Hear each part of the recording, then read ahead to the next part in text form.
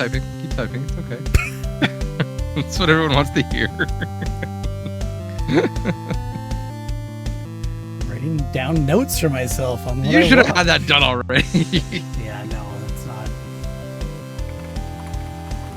You don't do it at all, so Well, yeah, I might have this week. You never know. probably not. Probably not, but you never know. Oh, jeez, I can't check when I've already deleted the show. Welcome to the pre-production meeting of Not So Special Podcast. Right? As we go over our notes, check our files, check our watch lists. Yeah. Yeah, this is what we do. So, I've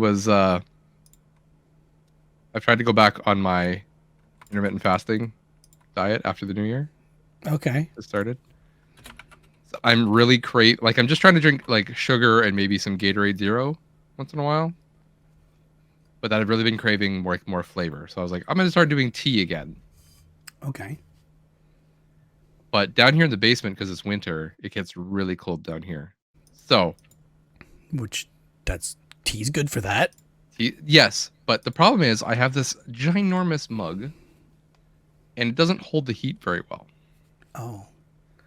They make other things for that. Like Yetis and stuff like that? Yeah, or something. Anything. It doesn't have to be a brand name, you know. Oh, I know. I came up with a pretty good solution. You gotta say a Stanley? Come on. That's I know. all the hype. Oh my gosh, yeah. But see, I'm trying to like not spend money. I'm trying to like deal with things I have in my house. I don't have a Stanley in my house right now. No. I have a Yeti, but I don't want to always bring it out. I just want to make a cup of tea. And, yeah. So, anyway, so I was trying to use stuff in the house, couldn't figure it out. I'm like, so I look on Amazon. And I just look up mug warmer. Okay, yeah. That's a thing, right? Like, they are. They make them USB. They make them plug into the wall. They make everything. Yeah. My aunt had a massage business, and she used that for her like wax and oils. Yeah, people use those for their candles and stuff. I've heard and stuff. Yeah. Anyways, and then one of the listings I looked is like, use it for your tea, use it to keep your gravy warm, that kind of thing. Yeah. And in my head, I'm like, we have a gravy warmer. So okay, like a flat one like that, or you mean? Yeah, like a little flat one. I can't pick this up now; it's too hot. Oh, okay. But yeah, it's oh gosh. Not one of those like mini crock pots. You know those tiny little mini crock pots for dipping sauces and I'm gonna gravy? just move my camera so you can see this. Ignore the crotch shot here, but yeah, just a little... that's exactly what I pictured. Yeah, those are the things. Yeah, it's a thick boy, a round disc. Yeah, plug it in, thick, turn it on. Yeah. So you already had one. No better way to save money. And we pulled it out. I think we got it for like Christmas gift, like probably 8 years ago. We've never actually used the warmer part of it. We've only used the gravy boat part of it. It came with a gravy boat. Came with both. Okay.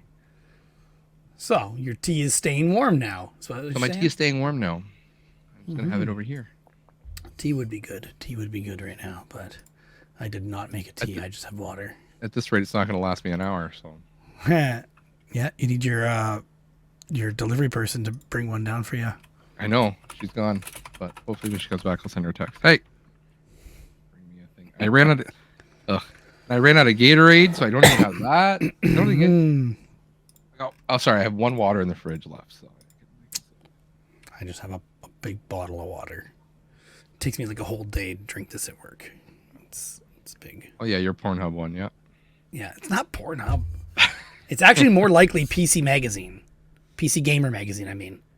If that was red, PC Gamer Magazine. Yeah, you convinced yourself of that. That's fine. No, when you said that on the last call, I Googled the Pornhub logo to make sure. I'm like, that's different for it. Yeah. And I also checked the Wikipedia page for PC Master Race. Quote unquote for research purposes. Had to just the logo. You don't need to open the page.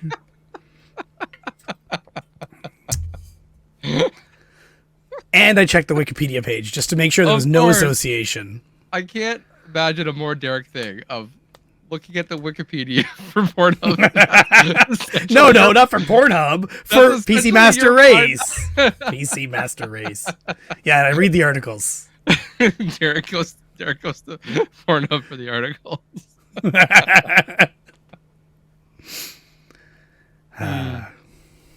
Good God. Already starting. Oh, man. It's been a busy month.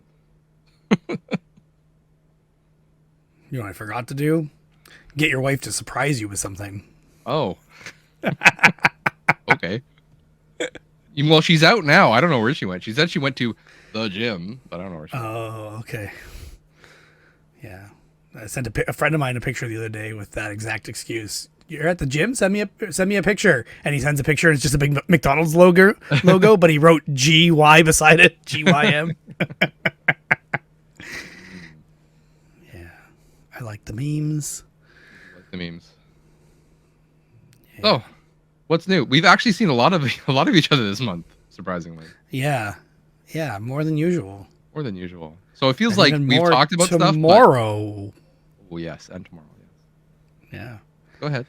Josh is coming over for dinner tomorrow. No, so for lunch tomorrow. Lunch. Yeah, did you change things on me? Yeah. No, I just don't remember things. Check your calendar. There is a difference. Yes, I live by my calendar. Yes. Coming over tomorrow for lunch with the family. The whole family's coming over. Yeah. Family and my family. I'm glad you put it in that order, not your damn family. Yeah. Although in some cases it could be that. Yeah, we're gonna have breakfast for lunch tomorrow. Otherwise known as brunch. Hungry.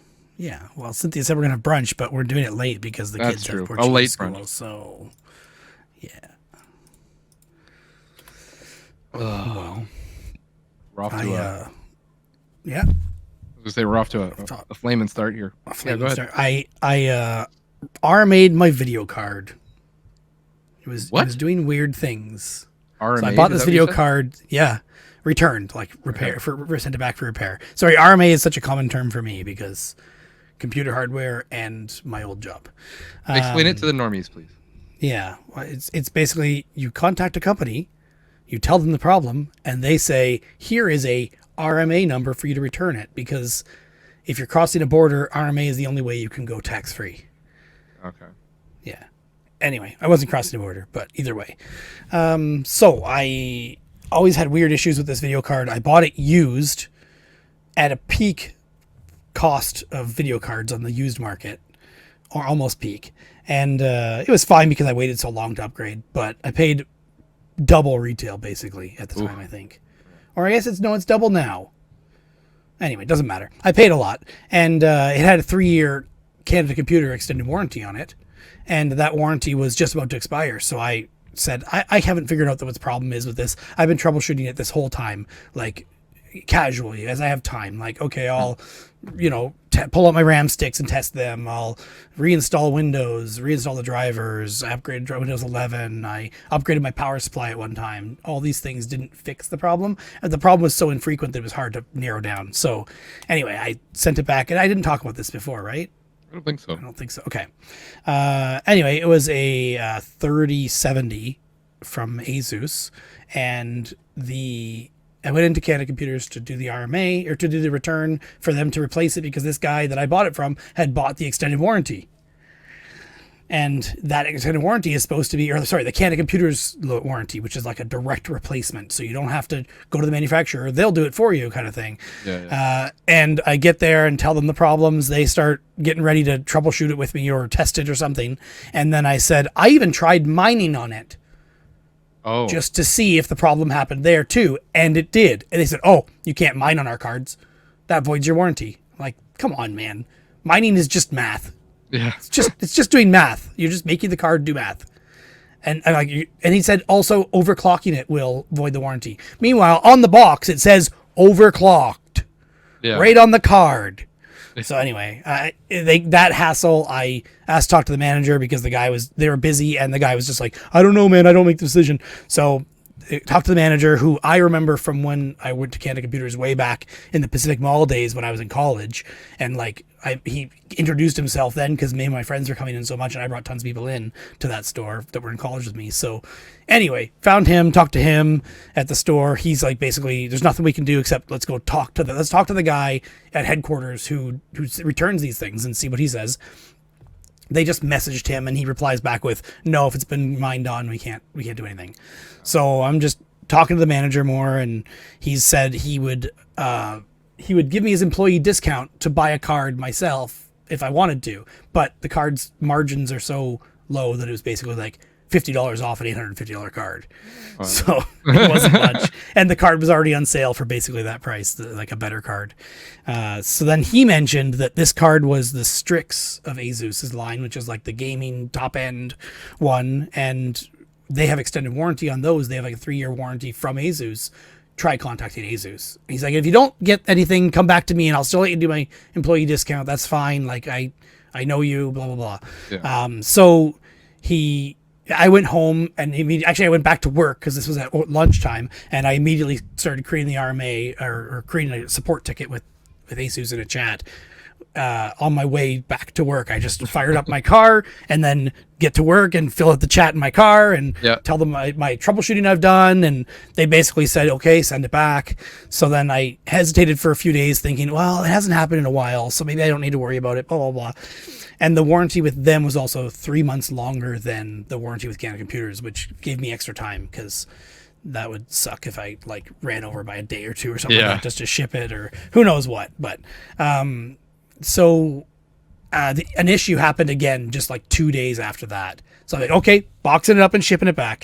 So I shipped it back. They also give the option of doing shipping through them. Like we'll print a shipping label for you. It's only $79. Only? Now the card is over a foot long. Like it's 12 and a half inches. And it's heavy, but I did the shipping myself and it was like $45, I think, for 2-day shipping. And they were doing overnight, like next day shipping. I didn't care that badly to get that there that quickly. Anyway, the new video card came. Sorry, I got a call from them 2 days ago saying we don't have that card, which was a white card, and that's probably why it's uncommon for them to have them. So they said, but we do have the one model up in white. I'm like, okay, sounds great. So they gave me that card, and to me, it still had the plastic peel all over it. So either it was refurbished and repaired really good with lots of external new parts, or it's a brand new card. I don't know for sure, but I popped it in today, and it's working good. I haven't played any games on it yet, but I did a benchmark just to make sure it was performing right, and I didn't plug something in wrong or who knows what. Yeah. So yeah, there you go. That is a fun long story. What you get for being honest. Don't say what you've been doing. Just right? I just cagey about it. And like he's like, you said you mined on it? I was ready to say, actually I said, well, no, I didn't if that's gonna work. Like, come on, man. Ridiculous. So stupid. And their policy's dumb to begin with. And I bet you their policy didn't say that when the warranty was purchased. Yeah. Because mining was just being a thing then. And I bet you they hadn't got returns yet to have to remove that off their warranty. But either way, this is why I hate extended warranties, is kind of the moral of the story as well. Extended warranties are always bullshit. They're always run by someone who's just trying to make profit off of you, and they're never going to actually pay out, or almost never. It's very rare that you're going to get money. Yeah. You're not going to get a brand new $800, $600 card for the cost of $150 up front. It's not sensible for them to run a business doing that. Yeah. I remember my parents doing that kind of thing. They'd buy the extended warranty like through Best Buy. Yeah. And something would go wrong and they had to jump through so many hoops to try to get anything out of it. You haven't had it pay off one time ever. It was not this time. Well, I mean, it did kind of work out for you. You didn't have to spend $800 on a new card. Yeah, for sure. But I could have talked to the manager or tried the warranty through the manufacturer to begin with if I had realized I had that manufacturing warranty available to me. I just didn't realize it had it. Oh, and then on the piece of paper that they sent back with the card, because of course the website told nothing where you check your RMA status. They're just like, oh yeah, we're sending back in your repaired card is what it said. Uh-huh. So the phone call and the other email that gave me the option to change cards is the only way I knew anything. And then on top of that, when it came back with the new card, the piece of paper with it had new information that I never got anywhere else that said the not thermal paste, but the thermal cooling like tape was cracked and was not sticking. That was their story of why the card was defective. So, I mean, I never had temperature issues on it. My computer has always run really cool. I've got overkill on fans on it. I don't know if I believe that that's the problem. Yeah. But whatever. It's fixed now. Yeah. Yep. Yeah. I even tried, like, at one time, another troubleshooting step, I tried running a graph, like a program, open hardware monitor that writes the temperatures to a file into a spreadsheet. And when the issue would happen, my computer would either reboot or it would just crash the video card driver. And I checked those logs afterward and never was the temperature high. So I don't get it. But Great. yeah. Yeah, it's great. I had a warranty issue. Yeah? I had to send my Joy-Cons into Nintendo. I have not done that yet, even though I've repaired 3 sets myself. I just figured I'd try it. I only had. I want to. Oh, it was very easy. It was surprisingly easy. Like, I was just on my phone. I was on break somewhere, and I was just like, "Oh, I'm just gonna say." I just went on to the chat thing, and I was just like, "Oh, what's your problem? This? Have you tried this?" You know, it asks you like maybe 4 or 5 questions. Yeah. And they're super generic, and I'm like, "It's the left Joy-Con. It's gray. It's not. It's making inputs that I'm not making, or something like that." Like, there's nothing saying stick drift. Yeah. You gotta look through the options and be like, "It's this one." That's the trickiest part. And then they're like, "Yep, no problem. Put in your email, and we'll send you a thing." So I still have one up there on the shelf that I need to fix. No, that's my nephew's now. Yeah, he has one with a different problem. I think he broke the stick off it or something. Yeah, but I think it was back within a week, like there and back. That's crazy. Within a week. So now I'm worried that I've repaired mine, so the sticks aren't the originals, so I can't send them back. Or they probably can't send them back, would be my guess. Now I did keep the damaged ones, but I don't know which the damaged ones that look like which damaged ones are the originals. Yeah, because I have ones that have drifted of all types. So. But you say you upgraded one with like Hall sensor ones, right? One of them, yes. One set of my Joy-Cons I upgraded with Hall effect sensor sticks, which are drift free. So yes, but the other 5 pairs of Joy-Cons I have are not. I've convinced my son. I was like, "Listen, play on the TV on the Switch." Because he used to he'd come home from school, take the Switch out of the dock, and go sit on the TV, sit in the couch in front of the TV, and play the Switch handheld. Yeah. Like, dude, just pick up the controller. My son still does that sometimes. And play on the TV, please. He would rather play on the Switch itself. My son does the same thing. The only time he plays docked is when the battery's dead. Like, that's it.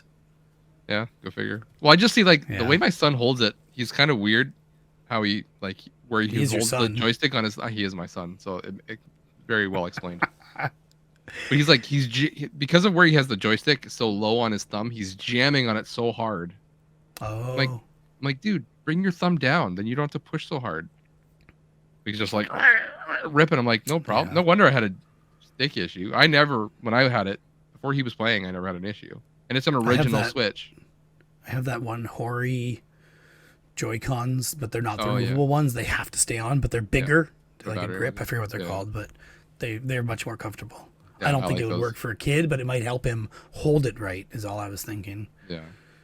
I also have those, just a plastic cover that goes over the Joy-Con, front and back, and it has a bit of a bulge on the back that helps with weight as well. Yeah. Which might help. Give it more of a grip. Yeah. Yep. A couple of those. Not for Switch, though. I have one for a Switch Lite. I don't have a Switch Lite, though, but I found a grip for it. Yeah. I have the ones for the regular Switch Joy-Cons. They work with the Joy-Cons off and everything, too. Yeah. Yep.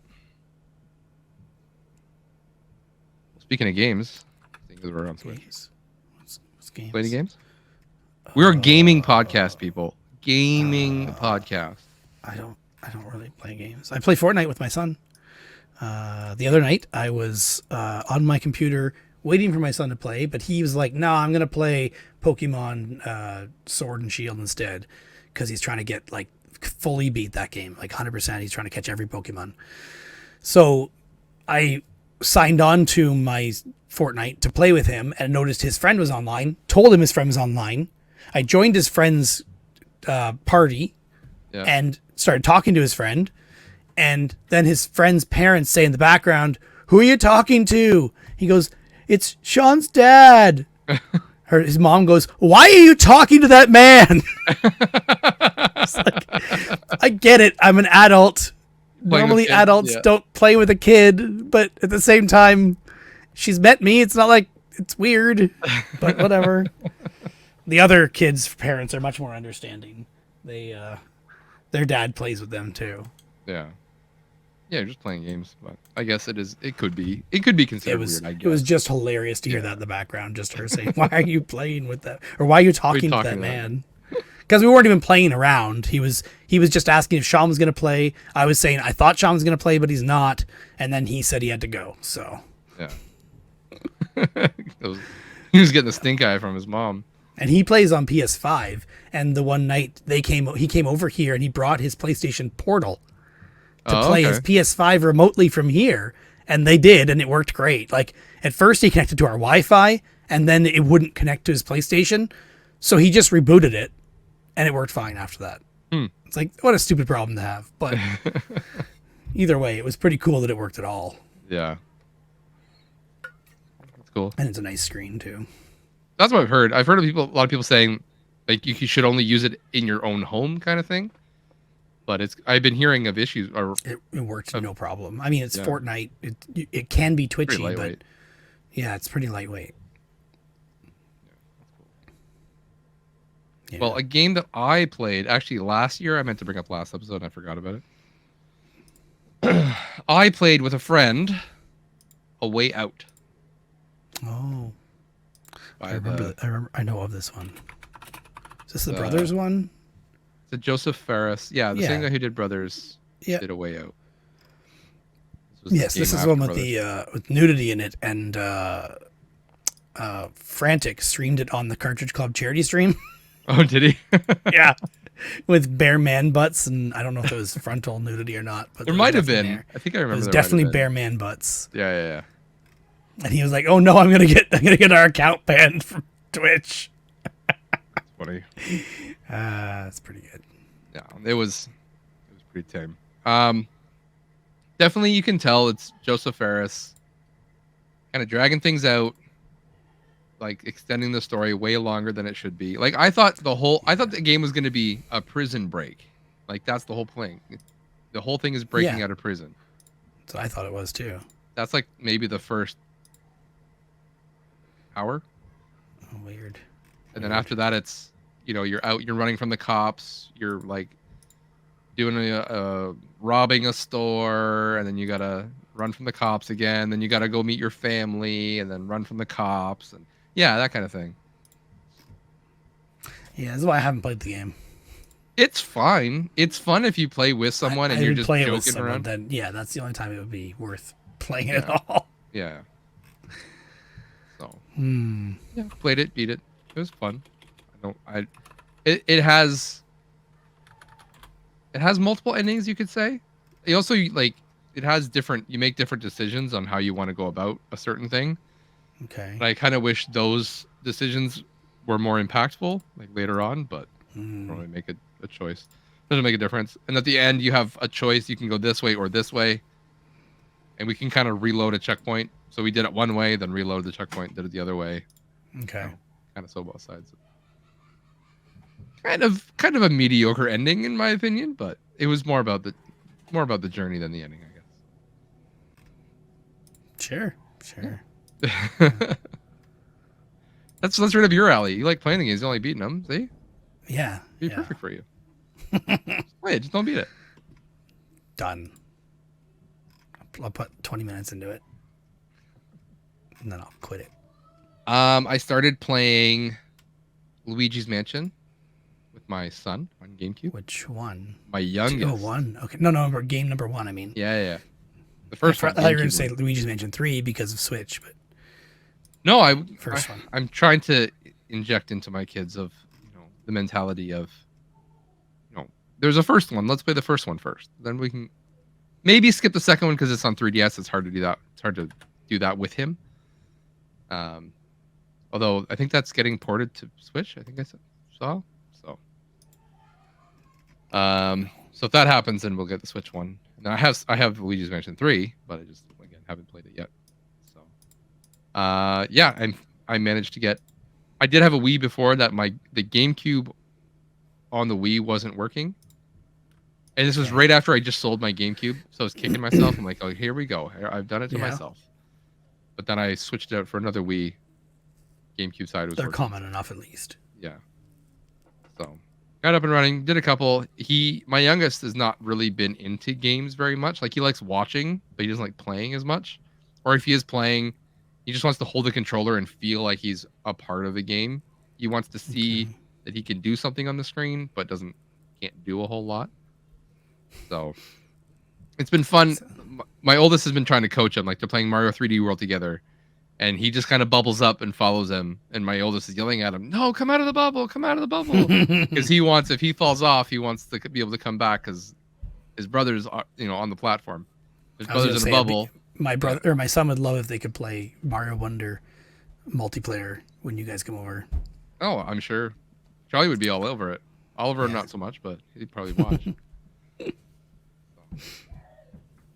So yeah, we did that. I also tried to introduce him into a game where he can do it by himself. I found Paw Patrol on a Roll on PS4 at Value Village for $2.99. I think you told me that when we were in person. I think possibly. So I was like, I would not spend more than this on this game. So perfect. I did. I bought it on Switch when it was new. And how do you feel about that? It's all right. I found it incredibly boring.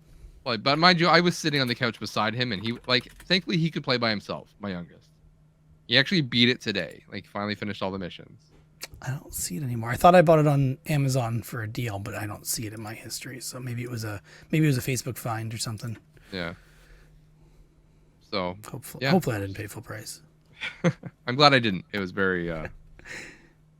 He would play and I'd fall asleep and he'd nudge me awake. I can't get to this spot. I'm like, okay, hop in and But for the past couple days, both of them have been coming down here. One's on PS4, the other one's handheld on Switch, and I'm over here on my computer working on stuff. Proud dad, though. Yeah.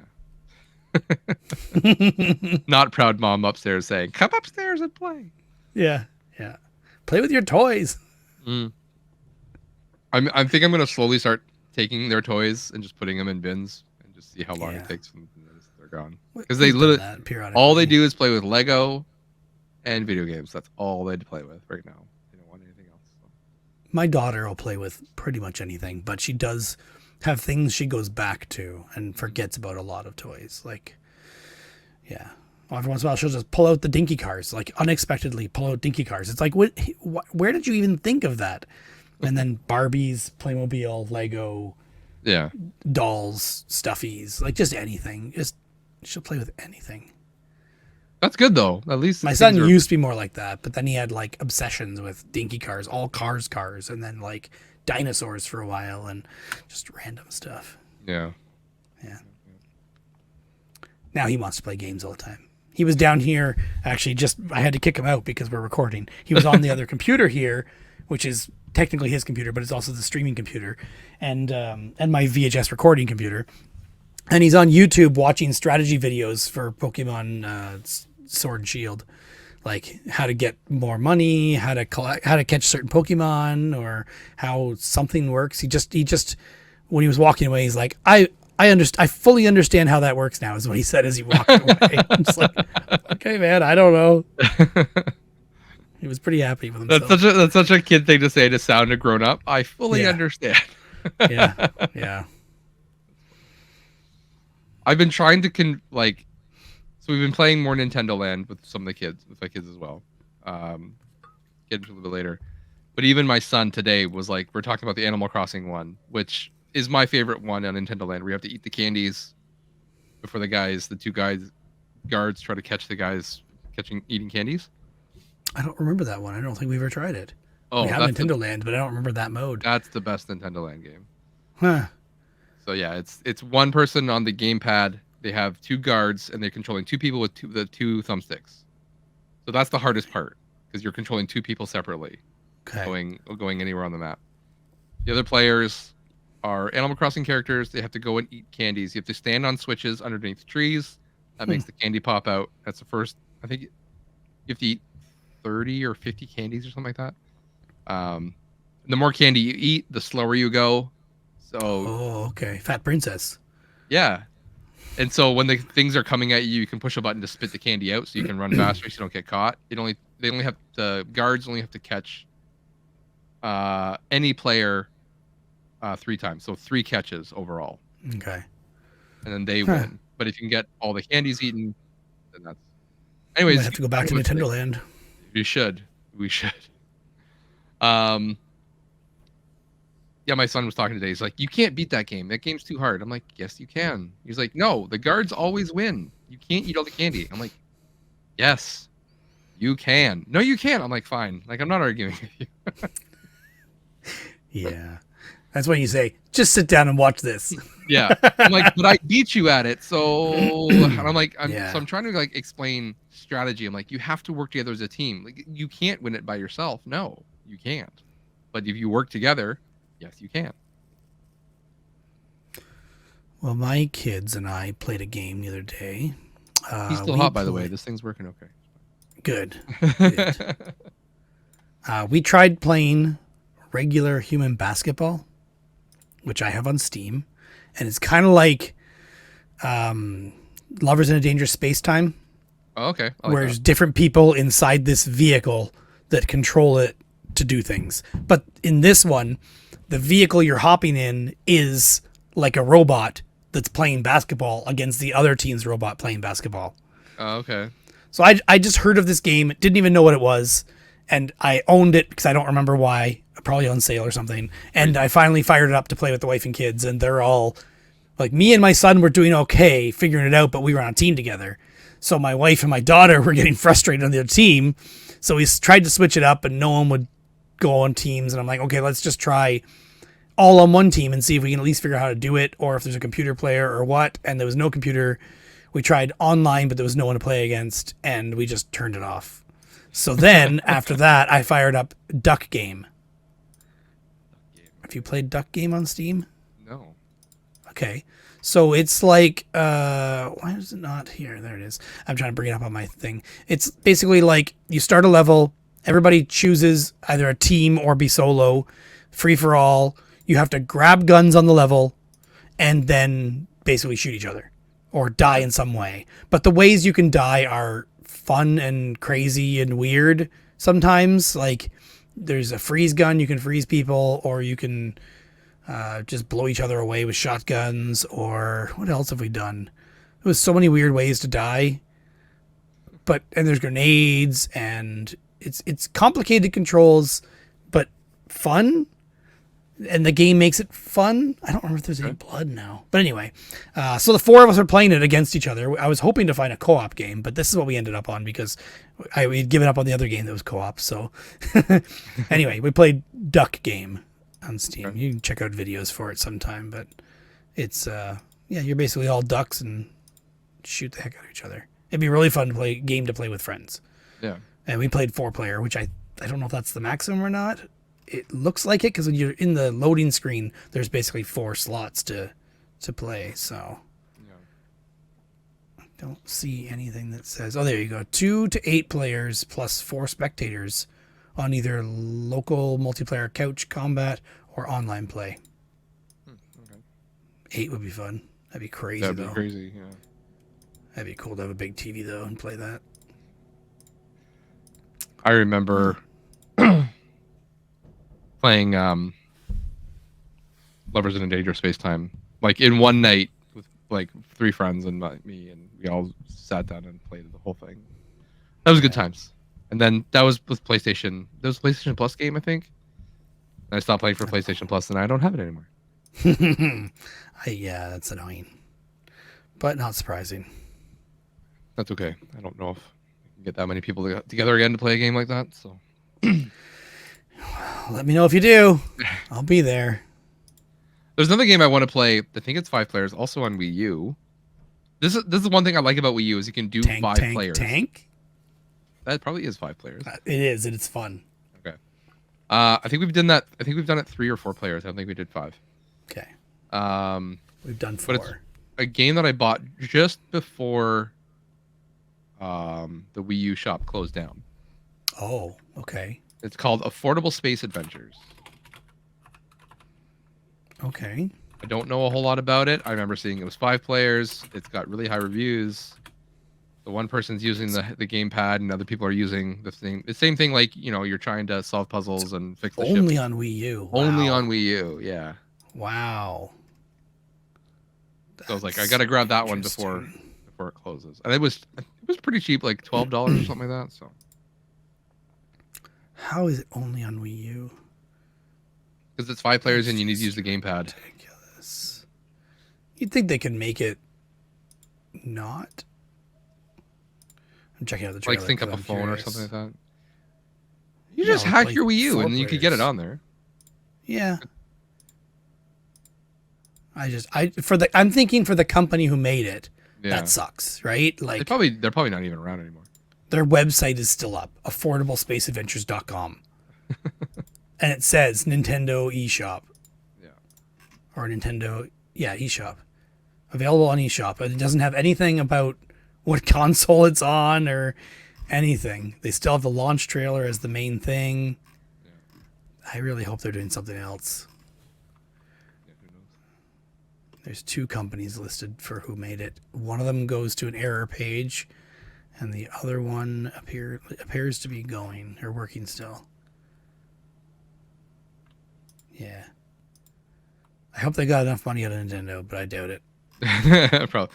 They might have right at the end, like right before the Wii U shop closed. I remember it was on a lot of lists saying, buy this game before the shop closes. So NintendoLife.com has a whole article on the story of the game. The best Wii U's eShop... Sorry, the Wii U eShop's best exclusive game is what they call it. And I never heard of it before until the shop was closing. I'm like, I got to get on here and find what I can get. Yeah, it's crazy. Find the good stuff. Huh. Also bought Devil's Third digital, so I don't have to open my physical copy. Of course, of course. Of course. Who would want to open their physical games? When they're worth that much. Yeah. And I can buy it digitally for cheaper and just play it that way. So they also made a game called Chimp Party, or one of the development companies did. Made a game called Chimp Party, which looks kind of like, I'm guessing, a Mario Party, but with chimps. Oh, it's on phones. And PlayStation 4. Huh. Anyway. I'm just glad they're doing something and not getting screwed over by Nintendo's agreement with them. Last week, played more Nintendo Land. Kids had to go to bed, so pretty early. So my friend Craig and I were down here, and we were playing. I was put on Nintendo Land, and we found the Donkey Kong one, where you have the cart, and you have to just tilt the gamepad to maneuver this cart through the level. And okay. I don't think I ever played that one either. It's one map, but it probably took us an hour and a half to get that thing through. Like, it was pretty hard. I think we've only played Nintendo Land's the hide and seek one with Mario characters. Mario Chase, whatever it's called. I think so. Yes. Yeah. And then the Luigi's Mansion type one, yep, where one person's a ghost. My son loves that. He loved it more when he was younger. And then my kids the Zelda one with the bow and arrow. We played that one too for sure. Yeah. So that's the one we after we finished the Donkey Kong one, we went into. Actually, we did a couple of the ones we did. Like we did the Pikmin one, which was okay. Oh yeah, that one's good too. I mean, it's pretty generic. It's kind of like, oh, just go beat stuff up and go to the next level. Yeah. No real strategy involved with that. That'd be a good one for my youngest to play, because it's just mash a button and call it a day. Yeah. But then we went into, after the kids went to bed, we went into the Zelda one, because I'd only done like maybe 2 or 3 levels, and there's 8. Okay. Anyways, we got to the last level, and we just can't. The 2 of us just can't get through it. So we're gonna try again soon, hopefully, but we'll see how it goes. But yeah, actually, you actually have to strategize. You actually have to talk and be like, okay, go here, go here. No, stop, you're going too far. The guy who's the bow and arrow at the back is getting railed by people who are bum rushing him.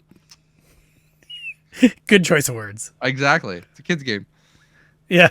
So, you got to turn around and head back. You know? Yeah.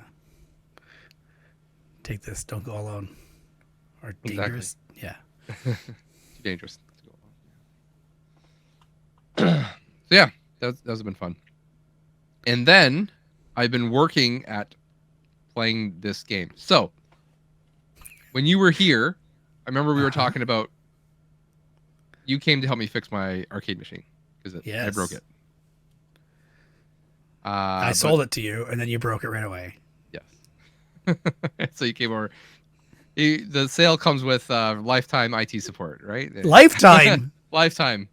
And I thought you got like 2 hours of free tech support, and then it ends after that.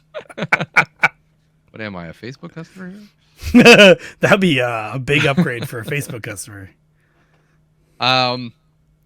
Anyways, we were talking about. I was trying to get a VR game working on my phone from Squanch Games, who are the Rick and Morty guys, Justin Roiland.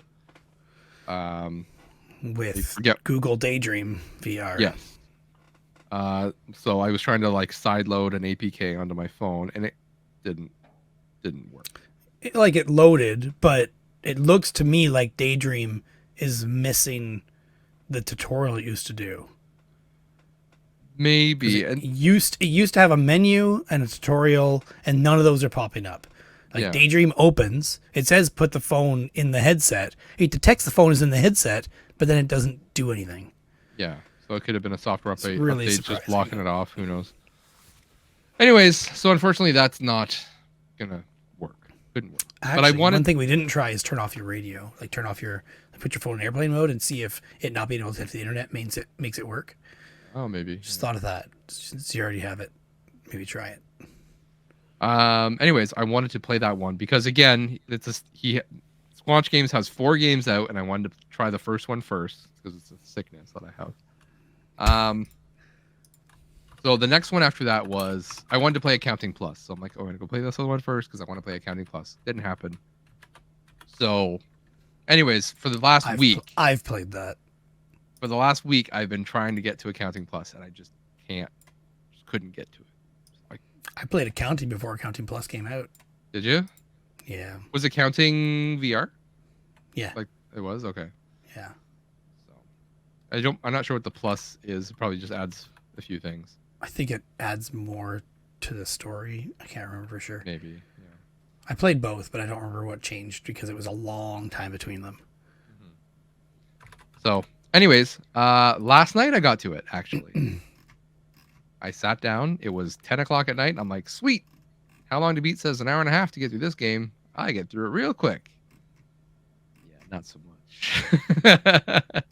It is a quick game if you know what to do, but it's the game is hilarious. Like if you like Rick and Morty, it's Rick and Morty. I didn't realize how in touch with Rick and Morty it was going to be. So, I found it funny. I know some people don't find that kind of humor funny. I found moments of it funny, but not the whole thing. Yeah, and it's just because it can. Like some of it was you, grating. Right? Yeah. I also played the Rick and Morty VR game, which was pretty good. I need to get to that one. I haven't found it cheap enough yet. It's fun. I have no idea how much I paid for it, but I'm sure I bought it on sale.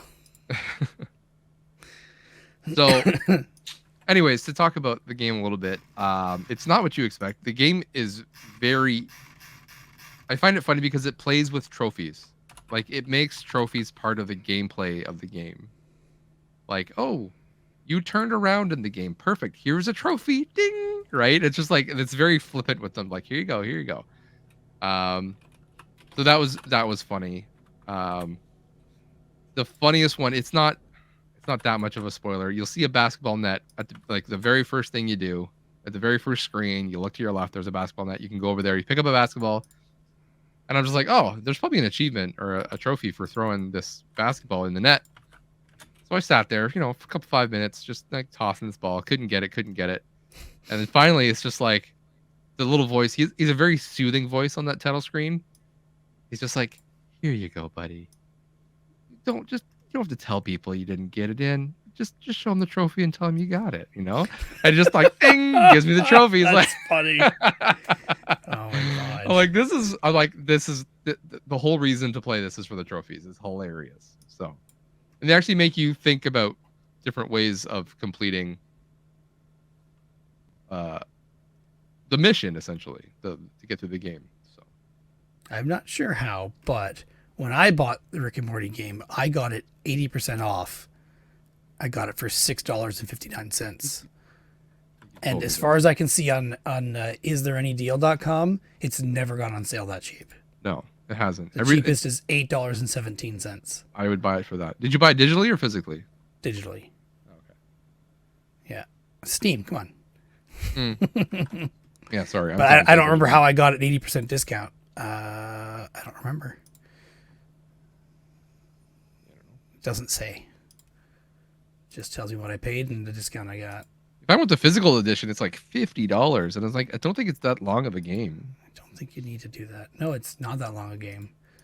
From what I remember playing it, I don't remember if I beat it or not. Anyways, to continue with Accounting Plus, I got through the story. There's one part in the game that's they do a thing that you have to do something at the beginning of the game in order to get to a different area in the other. There's branching paths, basically. Okay. So if I want to get to the branching path at the end of the game, I have to play through the whole game to get there. Because you have to do something at the beginning. And if you back out and jump in later, where you can like just pick a chapter and jump wherever you want. But if you don't do that thing in the first scene, if you just jump into the last scene, the thing's not there because it just assumes you haven't done it. So I had to play through the game multiple times. That was a little bit annoying, but still kind of. But once you know what to do, you can just kind of skip through. Like, okay, go here, go here, go here. Blah blah blah blah blah. It's a no-go for me. I didn't mind it too bad. But some of the gullible. I finally worked my way through. I thought I saw everything, and then I'm like, all right, I'm gonna check the trophies, and I'm like, hey, I'm at like 72%. Like, I got almost all these trophies. Let me check what these trophies are. Blink, our friend at Polykill, Steve, would be very proud that I went on a trophy hunting bender. It's like, I'm gonna get these trophies before I go to bed. I think the plus is possibly there's a DLC mode that has trick shots. So you have to like take an object and throw it somewhere and let it make it do something, and that's what gives you the trick shot trophies. Oh. They are also very funny to do. And some of them are, do something at a specific time in this like cutscene, basically. So it's like pick something up and let everyone talk and let everything happen. And it's like you have to hold on to something, and I had to wait for like 5 minutes for everybody to stop talking, and then I could do my thing, and then I get the trophy. The problem was the first time I did it, I messed it up. So I had to do it again and listen to everybody talk all over again. It involved throwing something in VR, so it's like super precise, Yeah. So that was funny. And there was another one where this was the weirdest thing for me. Again, trophy hunting, it's probably like 2:30 in the morning this morning. I'm like, I got to get through this. I know what I know what I have to do for this trophy. I know what I have to do. I just got to go and do it. It's going to be tedious. It's going to take a while to do, but it should be funny. Anyways. So it involves, there's a door and you have to knock on the door. Basically, I don't know if you remember this part of the game. No, I don't remember. The only part I remember is playing the xylophone on someone's bones. That's the part I remember the most. Yeah, that's part of it. Yeah, it's in that room where this door is. Oh, okay. Anyways, the whole thing, it's not really I can't really spoil this, but basically the idea is you just have to keep knocking on the door. He answers the door and says, "Don't knock on the door," and he gives you a spiel and says, "Don't knock on the door." Yeah. Then he closes. Then you got to knock on the door again, and you have to just keep doing this over and over Sounds and over and over. It takes like 20 minutes, half an hour to get through everything. At least that's what it felt like. So here's the thing: it's 2:30 in the morning. I'm getting tired, right? Like I'm sitting there. I got my Move controllers strapped to my wrist. I'm sitting in my comfy chair, and I'm just like literally, when I hear him stop talking, I was like, bring up my hand, ding, ding, ding. You have to knock on the door. And he comes out and starts talking. And sometimes he's talking for like, a minute or 2, 3 minutes. Then, goes back away. I'm tired. So my eyes are starting to, fall asleep a little bit. I have a little power nap. it is the most disorienting thing to wake up in VR. I can say I have not done that before. Holy shit. It scares the shit out of me. especially in that room with a bone xylophone and talking skeletons. Yeah, it is messed up, man. It was, waking up in virtual reality is, put that on my top 10 fears now, especially because you think like, it's almost like, when you wake up somewhere, like if you go to sleep at someone's house or in a motel, you wake up and you don't know where you are. Mm-hmm. It's that feeling times 10, because you're like, where am I? Oh, where am I? And it takes your brain like it's just a couple seconds, but it feels like 5 minutes just trying to catch up. Yeah. Anyways, power through. Maybe don't stay up that late. Power through. Got the trophies. In VR. I just checked my Steam account, and I don't own Accounting Plus, but I do own Accounting Legacy. Oh. Like in brackets says Legacy. So maybe I never played Accounting Plus, but I swear I remember playing it. Maybe I played a demo of it after Accounting Plus came out, or there was a free weekend, but I don't think so. Oh, okay. Anyway, yeah. Just go back to it. It's funny.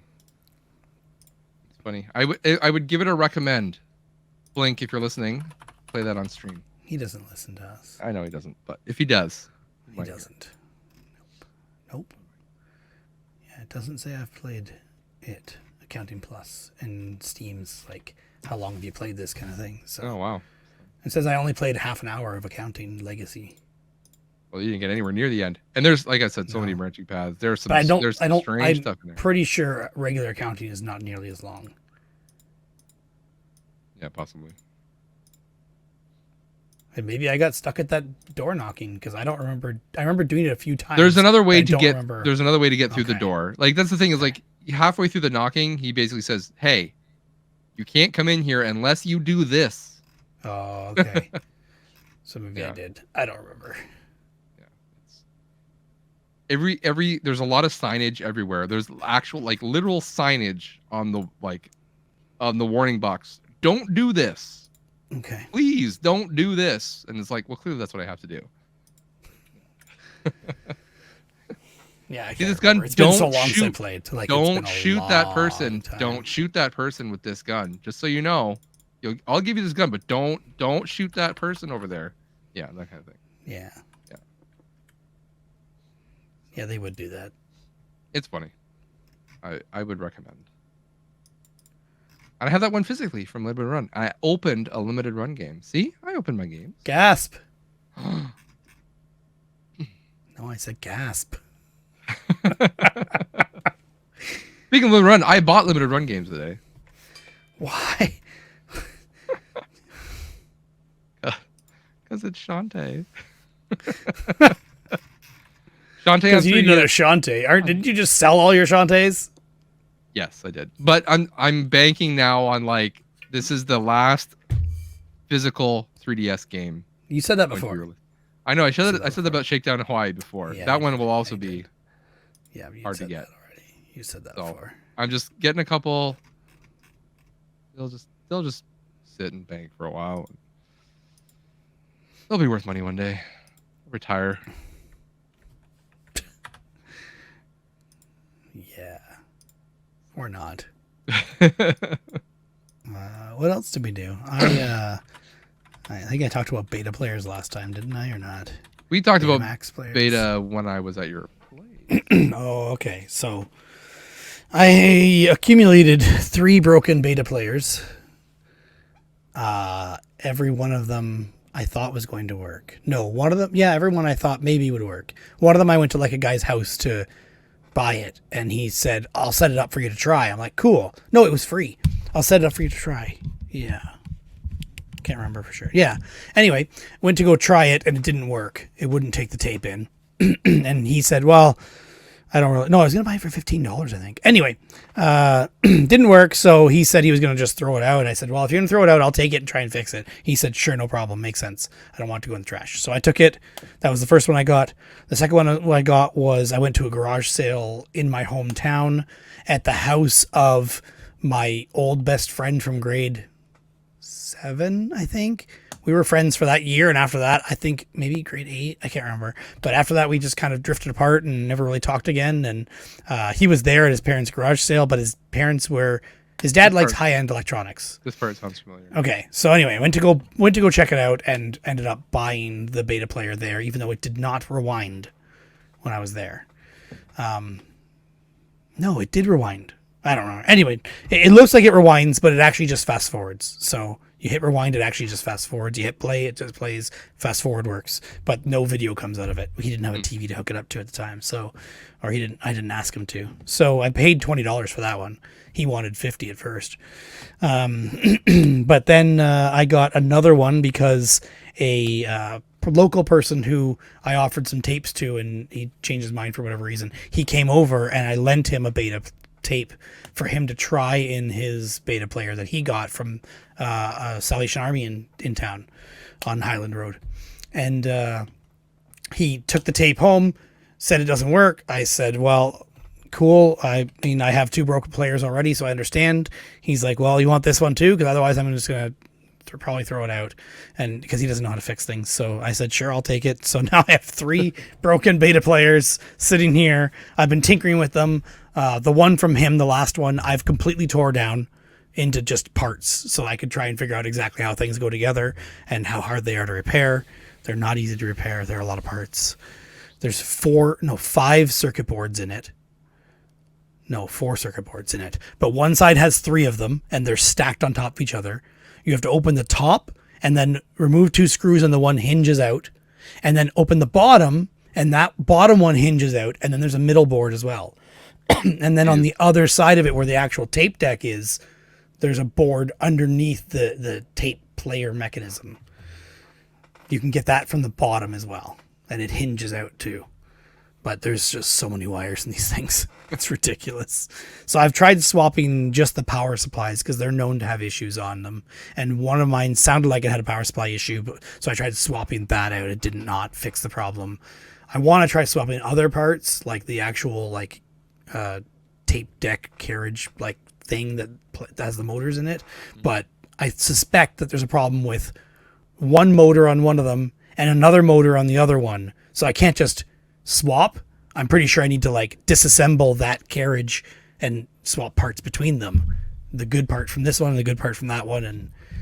And then I need to wire that into one. And there's so many wires coming off of it that I need to follow where they go and plug them in. Sony does a pretty good job with keeping the headers on every plug different. There'll be a different color, a different size or shape for every single one of them, but it's still going to be a nightmare. So for now, I put the beta players back together with the one I took apart, just shoved in the box in the housing, and labeled them with all the problems. And yeah. So at work, a coworker of mine I was talking to about ripping tapes, and he said he still has a beta player. I'm like, do you think I could borrow that?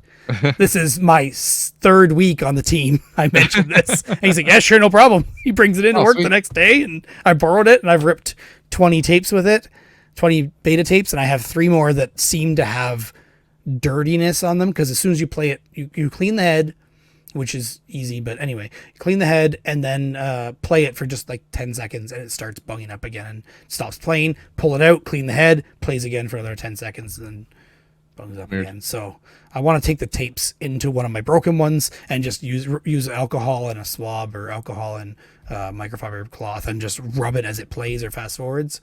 But of course, mine does not rewind, so it'll be harder. I don't want to put a dirty one in his thing. Is the biggest thing. I don't want to. Especially not fast forwarding all the way through. So one of them, I think, was actually shedding metal fibers or metal flakes in this VCR, because I don't know whether when I got it had flakes in it, but when I was troubleshooting one tape, I opened it up and there's metal flakes all throughout it. Weird. And then I think I believe I cleaned up some of the flakes and played the tape again, and there was more flakes, or at least they were in a different spot than they were. So I can't tell if one of the tapes is deteriorating, falling apart, which I've heard is possible, but especially when they're from like 1986 or whatever the heck they are. Yeah. Yeah. But it has Phil Donahue on it. gotta get that recorded, and the commercials. Got it. Because there's good commercials on that one. Yeah. From what I could see. Yeah. So. And you're dedicated, I'll tell you that. Yeah. And I did get rid of 75 tapes the other day. Only? I posted them. Yeah, well, they're the ones that I'm done with. I had a guy, I posted them for free, and a couple people messaged me. The one guy said he could come. Of course, he didn't show that night. He showed up. He came out the next night after I told him, there's other people who want it. Are you sure you're coming this time? Yeah. So he showed up and took them. I keep meeting people who are into retro commercials this way by giving away tapes, because there's apparently a ton of them in town. That guy, I didn't ask more details, but another one I'm talking with, he really likes YTV stuff, is his bread and butter that he collects, and he's in town as well. And he had messaged me asking what was on the tapes. So I got talking to him and found his YouTube, or he sent me his YouTube and sent him mine. And yeah, kind of cool. Getting into that VHS collecting community. Not collecting. Yeah, you're in the collecting community, but you're not collecting. Yeah, pretty much. Cool. I bought some VHS, but You bought some more VHS. Yeah, just once in a while. Once in a while, I see a cool one. I'm like, oh, I could buy that. It's cheap. I should just show you all of mine and see if you want any of them. Because I'll come tomorrow. Yeah. Come tomorrow. I need to get rid of a bunch. I keep thinking that I could sell the sealed ones, but I should almost just be giving them away. Yeah, at this point. Yeah. I have some that I've bought to hopefully sell, but at the same time, I don't know who's going to buy them. So. I should try posting the sealed ones on eBay and see what happens, but it's just tedious to sell them individually, and no one's going to want them all. Yeah. So, oh well. I'm trying to slow down because my shelf is only so big. I was going to say, you have no room? I have no room. I built this whole shelf, and half of it is VHS right now, so I have to, the back half. I need to slow down and just kind of curate a little more. Sometimes you see something like, oh, that's cool. Like I've really been. Yeah, you should have gone to that VHS tape show that me and Cynthia went to in the guy's backyard. Like that, you would have bought some stuff there for sure. Probably, yeah. Yeah. But the thing is, I don't like spending a lot of money. I like buying it cheap. Yeah, yeah. Less than $5. They didn't seem unreasonable, but that again, it depends if it's something good or not. And we didn't ask about prices on too many things. So. I've been really enamored with the Alvin and the Chipmunks Go to the Movies VHS tapes. Okay. It's basically like 25. It's like 25-minute episodes, and it's like their take on a Hollywood movie. So it's like Honey, I Shrunk the Kids, but it's like Honey, I Shrunk the Adults. It's like a little take on that, or Kong for King Kong, that kind of thing. I had one when I was a kid called RoboMonk, basically RoboCop, but RoboMonk. And at some point, I had given it away. I had no idea where it was. So I'd seen a couple of these Alvin and the Chipmunk stuff, and I was like, I really want to get that RoboMonk one. If I ever see that one, I'll buy it for sure. Meanwhile, I've been buying the other ones. And then sure enough, a week or two ago, RoboMonk sitting right there on the shelf. You had to go to like the children's section because there was a children's section VHS. It's not with the regular which VHS. thrift store? Value Village. Wow. Yeah.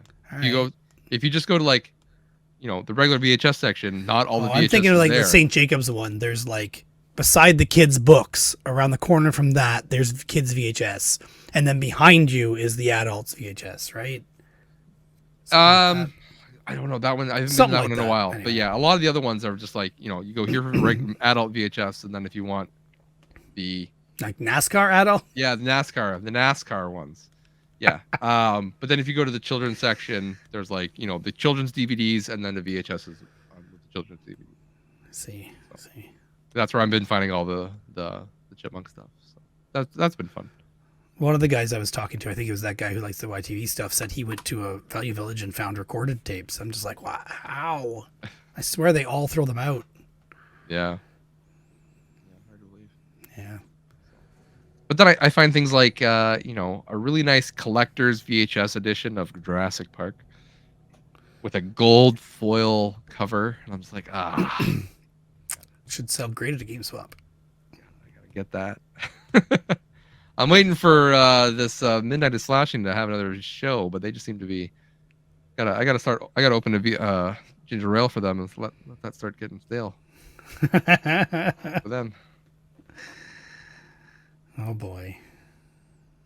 See how that goes. I have been getting quite a few nice Blu-ray sets though at Value Village, so those have been nice. Yeah, I couldn't care less. Say, do I see this when you start talking about VHS? A little bit. I was gonna say this is what you used to be like when I talked about VHS. Yeah. I was even going to preface that with that, saying I know this is going to be like you were, but I don't really care. Like Blu-rays and DVDs both, I don't really care. Yeah. If it's a 3D Blu-ray, maybe it's kind of cool. But... Yeah, I've been finding a couple of those too, a couple of good ones. I'm buying some. I'm just assuming Bill wants them at this point. So you and I were talking about your 3D glasses for your 3D Sony PlayStation TV. Yes. When I was over working on the arcade machine. So when I went home, or when I came home from that, I went and checked all my 3D headsets and charged up the 3 of them that are chargeable, and the other 2 take batteries. Okay. And then I started looking up again what model TVs they work on, and can I find one of those TVs somewhere? Is it worth it? Are they good TVs? They're all like 2016, 2017, 2018, yeah. I think. So they're nothing special, but they're not easy to find either. That's the thing. Yeah. Or the PlayStation. Your best bet is the PlayStation TV. And honestly, like... but the other ones have like 70-inch TVs. Like they support some decent size TVs. Bravia, Sony's. Yeah. What makes it better for me anyway, this TV is a regular, for those who don't know, for the audio listeners, I know you know. This TV that's behind me, my big main TV, that's a 3D TV. I also have the PlayStation TV. Between the two of them, the PlayStation 3D TV looks better than this one does. Yeah, I have no doubt. I'm thinking it has a lot to do with pixel density and how small the TV is. Yeah. The 3D is just more pronounced than the PlayStation 1. Like this one's pretty good. And maybe it's just because I've been spoiled now with VR, but even though I'm watching a 3D movie, I'm not super wowed like I was before. Yeah. So. I prefer to watch even 3D movies in VR. Yeah. But I just need my VR headset is not like a high enough resolution to make it seem that great. So maybe one day I'll get a really good one. Or just come over and try one of mine. Be like, wow. Steal one of yours. Just steal it. No, not steal. Must steal. Mine aren't even the latest and greatest. Come in tomorrow. Where do you hide? Yeah. Well, the one's sitting right here beside me. Oh, okay. Yeah. Okay. Yeah. Just wait for you. Unfortunately, it won't work with without the equipment that goes with it. I'll just take all of it. You won't know. You're gonna rip those sensors off the wall over there. There's one. Right you don't know there. my strength. There's one over there. Yeah, keep pointing. It's not a matter of strength. It's a matter of strategy. How are you going to climb on my desk, rip that off the wall over there? You think I have regard for your stuff? I'll climb over it. No, I think you have regard for your own safety. You're going to climb on my standing desk. Oh, sorry. I'm just testing the weight limits, you know? Yeah, I was on it today. I was standing on it earlier today, or kneeling on it earlier today. Use it as a lift. It'll just take me up to your sensors. Yes, it could. It could. I still wouldn't advise it. If you value your life. Oh, I hear a VHS winding up there. Yeah, I haven't recorded any VHSs for, I don't know, a month almost. So I was doing the betas. I was devoted to getting the betas done. So I get that VCR or beta player back to my coworker. I haven't done that yet because of the 3 problem ones. But that aside, I'm getting back to doing the VHS because I had another guy who said he wants more tapes, or he wants some tapes. He has a friend in KW that will pick them up for him. And she messaged me about the tapes that I was giving to the other guy, but that guy came and picked them up. So Got there soon. yeah. So and when he came, so I was giving him a box of 28 tapes, I think it was. And when he came, I brought up a box of 50 and put it underneath that and said, "Do you want both boxes?" He's like, "Yeah, sure." I'm like, "Perfect." Cynthia's smiling off to the side. Get it out of here. Yeah, definitely. So, I guess I could do this try to do this in chronological order. Yeah, I have no sense of time. I don't remember what we did. I know. Well, actually, I should say, we recorded before the new year, so happy New Year, everybody, officially. Yeah, I guess so. Technically. Did you do anything special for New Year's? Anything special for New Year's? I don't recall what I even did. I don't think I did. My kids actually stayed up till midnight this time, I think. Did they? Okay. I think so, if I remember correctly. We let our kids stay up a little bit later, but that was the night we had my friend Craig come over, and it was like they stayed up, I think, till 9 or 9:30. That's about it. But that's the night we were playing Nintendo Land with the kids. We introduced them to Animal Crossing and Luigi's Mansion and stuff like that. So that's what we've just been talking about it since. So on New Year's, no, that's New Year's Day. It was going to be interesting. They're funny, but New Year's Eve, no. Was it my mother-in-law's? I guess so. Was it my mother-in-law's for New Year's Eve? But the next day, I fixed a sink. Okay. And I picked up a free VCR. So that's what riveting. I did. Riveting. Yes. And the VCR works great because back then I was still recording tapes on VCR or at VHS at that time. So, yeah. My friend Craig and I convinced my wife that we were going to watch a movie.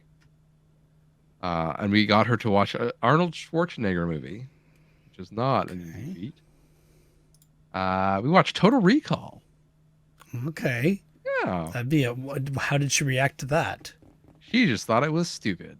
I'm like, you're right, but in all the right ways, it's stupid and it's great. And there's a lot more going on here than you think. It's a Paul Verhoeven movie, so there's obviously more than meets the eye. Yes, if you can look at it as the cheesy popcorn movie, but there's a lot more going on as well if you want to look deeper. That's why I like those movies. That's why I like Starship Troopers. Same thing. Starship Troopers is fun. Yes. If you look at it just for a cheesy blockbuster action movie, it can be that. If you want to go deep in it, it goes real deep. You like the deep jokes. I wasn't even thinking of that. I was just thinking about how ridiculous that movie is, and I haven't seen it in a long time. I believe I'm getting that one from Joe VHS. Ooh. I think that was on the list.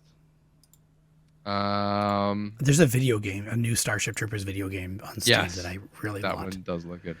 Yeah. There's that one, and there's 2 Aliens games that I want to play. But again, have to have friends to play with me. Yep. I have bought Alien games in the past, and there was one Alien vs Predator game from a long time ago. It was pretty damn fun. But yeah. I played it a long time ago with friends. It was pretty awesome online, but I apparently own Alien Isolation on Steam. Yeah. I don't see the Alien versus Predator though. Aliens are versus pretty Predator. New in the last year or two. Yeah. And they're multiplayer games, so like squad based. Go in, fight the bugs, get out. Natural Selection 2 is a little bit like an Alien.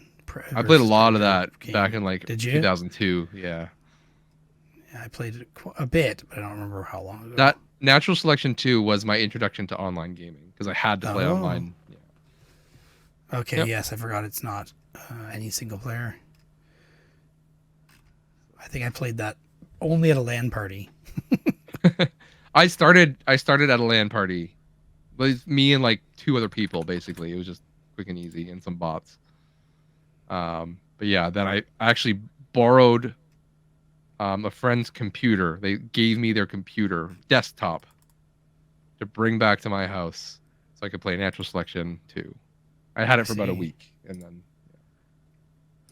I don't remember why. I think they were doing something else. They weren't into computers at that. They weren't into computer gaming at that point. They just played it for a little bit, and then like, Oh yeah, you can play it for a bit. You brought it over. So the 2 games you're talking about are Aliens Dark Descent and Aliens Fireteam Elite? Fireteam Elite is the first one of the new ones, and then It says Dark Descent is the newest one. Dark Descent is 2023. Yeah. So yeah, Fireteam Elite I want to play. It goes on sale for like $12-ish every once in a while. So. If we were gonna play it a bunch, I'd buy it. I will get on it. I need to get some more people. Yeah. We need a solid core of people who can commit to playing. Yeah. And then good communication. Yeah. Well, that's secondary. I'd rather have them play than talk.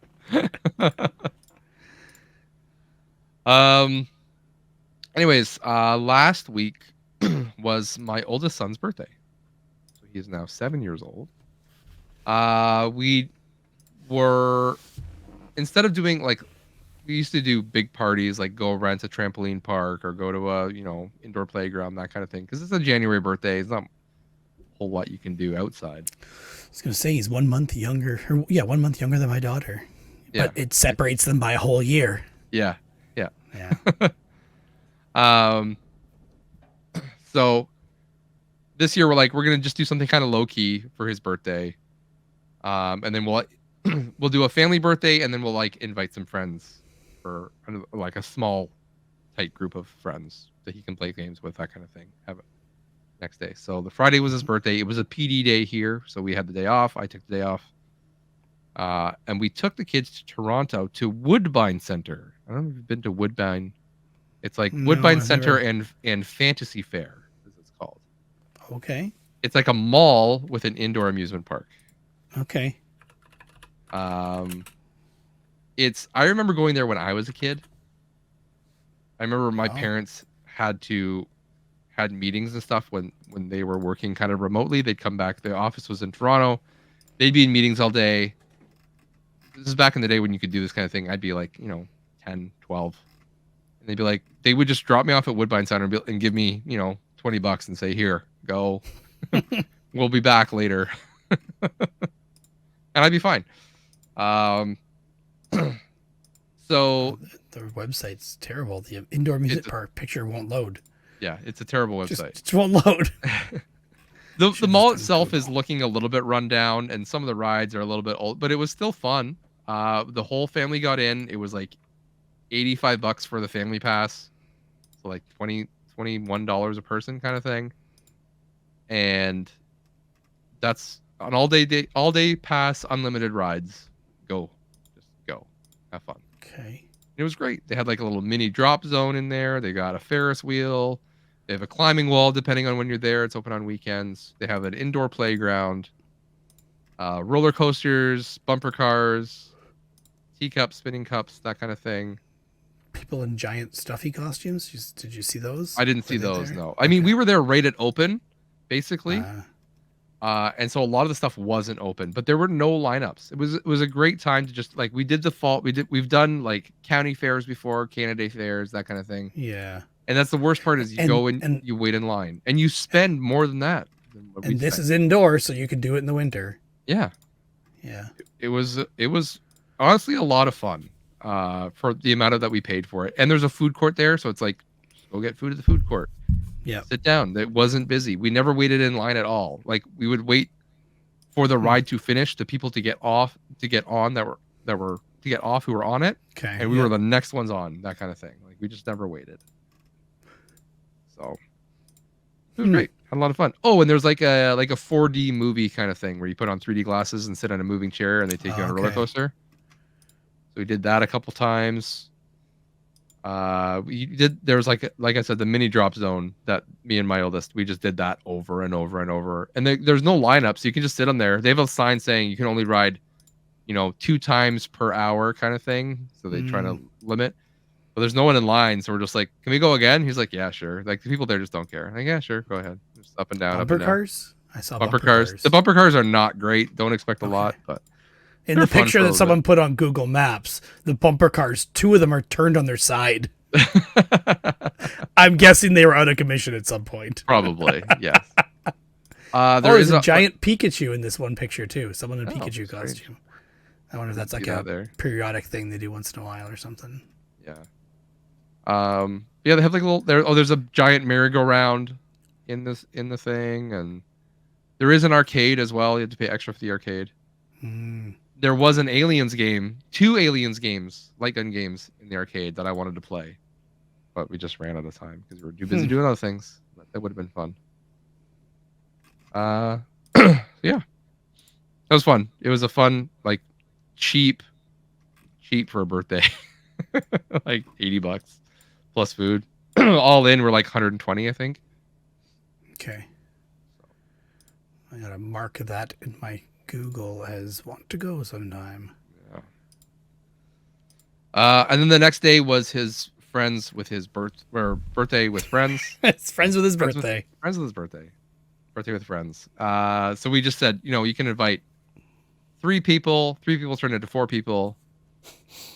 But only 3 people could come, thankfully. So it's good. Worked out. That's why you came over to help me fix the arcade, because I'm just like, well, I might need it. Kids are coming over. We didn't end up needing it, but at least yeah, I know, of course. But I've been using it, so at least it's getting used. Yeah. Okay. I get to play my Alien versus Predator on there. A lot of Alien talk this week. Yeah. Yeah. Saw UFO. No, I'm kidding. Kids came over. We had a bit of a snafu the day of, actually 15 minutes before. Okay. One of the kids' moms, and this is not going to sound very flattering, but I'm not naming names, so I guess who cares? It's a fun story. It's a fun story for me, so I'm documenting it for me, so when my kids hear about this, they'll know kind of what we had to go through. Your kids are never hearing this. Probably not. Just like mine are never hearing this. When I'm dead, they'll hear it. Never. Anyways, 15 minutes before, we get a text from one of the kids' moms, who is like the best friend of my son. Like, he just talks about him all the time. This mother is very kind of like overbearing, overprotective, like, shadow parent, that kind of thing. Okay. So basically sends a message saying, hey, would it be cool if I stay with my son at your house for the birthday party? I can help with snacks and games and things like that. Basically saying, we don't know you. She said this in the message. We're just getting to know you, and I would just feel more comfortable if I could be there. Basically, that's 15 minutes before they're supposed to be there. And like, my wife is like, I don't need this. Like, the whole like this was supposed to be super low key. Yeah. The kids are gonna be playing video games. We're not playing games. There's nothing structured. I'm gonna be like doing food and snacks, and and then while the kids are playing games, I want to go do chores. Like, I don't want to have to entertain an adult. At my daughter's party, which happened like a month before or 2 months before. Well, no, we had it in October. But anyway, very close in age. One mother asked to come, but that's only because her daughter has seizures. That was the only reason why she asked, and that's way more understandable. Of course. Yeah. Yeah. And but at the same time, I understand we don't know you, but yes, but you've met us at school before, and I mean, there has to be a minimum. I wouldn't say that. I wouldn't say because we don't know you. It'd be like, hey, do you mind if we come? She'd be more comfortable over there or something like that. Yeah. Make up something or whatever. Yeah. But anyways, so we sent back a text that was kind of like, we didn't say no, but we're just like, oh, like, it's going to be super low key. It's like a couple of friends. Like, my son he just wants to play Mario games with his friends. Exactly what a kidnapper would say. I guess. But I mean, we've given you our phone number and our home address. Yeah. And you've known this kid is in your son's class for how long now? A year, right? Like, so I know it's just, there's a minimum level of trust. Like, I've done this with my youngest. My youngest is 4. And this late last year, like September, school had just started. He had met a new friend. This is his first year in school. He's like, oh, I met a friend. They've invited me to their birthday party. We don't know this person. But I'm like, well, like, there's a minimum level of, okay, you're only there for 2 or 3 hours. Mm-hmm. Not much could go wrong. Their kids lived this long. Yeah, like, sure. Like, I didn't go with my 4-year-old to this birthday party. I dropped him off. I said I was more concerned about my kid, about him listening and behaving himself, than I was about the parents. Yeah. I was like, I told him, make sure you listen, do what you're told, don't make a mess. All these things that he does at home, don't do it there, please. And it was fine. So again, just this level of non-trust of us was a little bit, I guess, insulting for lack of a better word. Yeah. So we're just kind of we're trying to say it politely, like there's no games. They're literally just gonna play video games, and then you can come grab them. And then they write back a text. So she's like, "So you're saying you don't want me to come?" And basically said, like, using your kid as a hostage, almost saying, in that case, maybe it's better if we just come and drop off a gift, and then we can work out a play date at another time. Basically saying, Jesus. I'm like, goodness, like what? And we're finally just like, no, it's fine if you want to stay, like whatever. Like not that we're gonna say you can't stay, like that. Right? It sounds super sketchy if you say you can't stay with your kid. You understand? It was more just we were annoyed because now we have an adult in our house to entertain. And this was not the plan. And yeah, because literally the kids, like, they played a little bit upstairs. They played 3D World for like 10 minutes before some kids got frustrated because my son and one of the other kids are really good at video games and they just take off. The other two have no idea. In 3D World, you can also kill each other and knock each other off the side. Yeah, so it gets frustrating. So I was like, okay, well, let's go downstairs. And we brought up Nintendo Land because we played it at New Year's. So I'm like, we played Luigi's Mansion. It's quick and easy, and that was fun. Did Mario Chase, that kind of thing. But we came downstairs within 10 to 15 minutes. And so my wife was left upstairs with his mom. And even the mom said at that point, it's like, oh, I guess I could go. Like, I don't really need to, if they're just going to go downstairs. And my wife in her head's just like, yeah, like we told you this is what it's going to be. Like, it's super. I tried to tell you. We tried to tell you this. Like, they're not. So, anyways. It's times like this where I wish my wife was on the podcast so I could get her reaction to that story. Well, we'll talk to her tomorrow. It'll come up again, I'm sure. So, this will come up later. I don't want to. We can maybe talk about it later. I don't want to give this away. What we're doing next month, in like 2 weeks. Is it that soon? Jesus. Find out this person comes from the Church of Latter-day Saints. Okay. And for those who don't know, that means this person is Mormon. Mm-hmm. And so I left my wife upstairs with a Mormon, and they were talking about things, and things were said. And my wife was just like, it's a little bit strange, but nice enough. And I'm like, I need to show you the South Park episode all about Mormons. South Park, the source of truth. The source of truth. The craziest part about that episode is they made nothing up.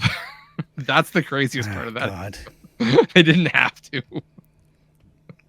Anyways, so just like Scientology. What? It's a very enlightening experience. So if that doesn't give away what we're doing next month. I don't think it does for some people, but that's okay. That's okay. What did we do this month? Or when was that? It was this month, yeah. It was this month, yeah. Yeah. You want to talk about what we did this month? Do you want to work our way up to it? Do we want to start with other things first, or? All right, just tickle their ass with a feather. We did something. Yeah. We did something together. Of course we did. Yeah. Lots of things together. All right. I assume that means we're moving into movie talk. Probably. The only other thing I had written down to talk about was the ABC Challenge update. Okay, that's what I'm going to talk about right now. Okay. That's what I'm talking about right now before we jump in. I haven't written my list at all. Like, I haven't done. Okay. Yeah. So here's the thing. But some of our listeners have. This is I'm getting you're just jumping all over my segues here. I've been listening to, by the way, Retro Fandango. Put your damn podcast up on audio forms. I had to listen on YouTube Premium, so I could listen to it in the truck. I had 3 months free. So. You could have streamed the video. Come on. Do you have unlimited data or not? Yes, but I don't want to have the video playing in my truck while I'm driving. It looks a little sketchy. Yeah. So. And you'll want to look at the screen to see their beautiful faces. And I will want to look at the screen. Yeah. So I could click it with. That's the nice thing with Premium. I can click the video. Turn off the screen, it continues to play on my phone. That should not be a paid feature. It shouldn't be a paid feature, I agree. I don't pay for it. You're using less data, so that costs them less money. The app already does it when you lock your phone. It does it briefly for like 3 seconds. Yeah. And then it checks to see if you're a YouTube Premium subscriber and you're not, and it stops it. Oh, it's so annoying. It is very annoying. What a dumb feature. Anyways, yeah, Retro Finagle. Look what you've made us do. Expense feature, yeah. By the way, listening to Retro Finagle, all I hear is I'm going to relate to the Polykill challenge this year, because in their last podcast, they're complaining about a bunch of, for lack of a better term, babies who were just complaining that a challenge is too hard. That's all I'm hearing. That's all I'm hearing from Retro Fandango. This is too hard. It's too hard to do this. You know what? I was going to let the points go, but you know what? Their complaining made me double down. We're doing points. It's going to be a point system. I've organized. That means you have to figure out the points. I've organized. I only listened to one episode of theirs where they talked about it, and they both seemed excited. I know. So I'm behind, right? No, that's the one. Oh, okay. That's the one. Because we got some pretty good, actually, we got some pretty good feedback. People are participating in the NSS ABC challenge, which is to listen or watch a movie starting with every letter of the alphabet. And one number. Retro Fandango seemed to think it was a number from 1 to 10 or whatever, 1 to 0. Oh. One number. But I've incorporated their things into my rules here. So they were complaining that all the physical media they have is for movies that they like, and so they've watched them, and so that's why they have them. Yeah. Listen, and then they talked about, I'm starting beef with Retro Fandango. They just finished beef with STC, so now we're gonna start the beef with NSS here. The beef with STC never ends. Listen, they say that all the media they have is for stuff they've seen, and then they talk about which I thought was a good point, but yes, good point. Until they start talking about all the stuff they bought for cheap to watch. Yeah. I bought that cheap, and it looked good. I bought it and I watched it. I'm not saying it was everything, but I heard 1 or 2 movies in there that they had bought and they watched, and it sounded like it was the first time. So, yeah, I'm interpreting it. My interpretation of what they said is thus. So, I have made the rules. Dun dun dun. Dun, dun, dun, dun, dun. All right, and even to help everybody.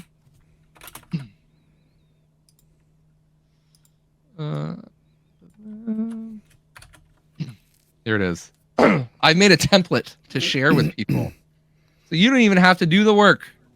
He made a spreadsheet, Eric. He made a spreadsheet. You said I didn't make lists. I was up. I was working on this before I played Accounting Plus last night. So starting at the top, which is why you were up till 3 in the morning playing Accounting Plus. If a movie starts with "the," you just skip the, or it's optional to use it. That's in the rules. It's in the rules. It may be skipped. And I have 4 movies watched.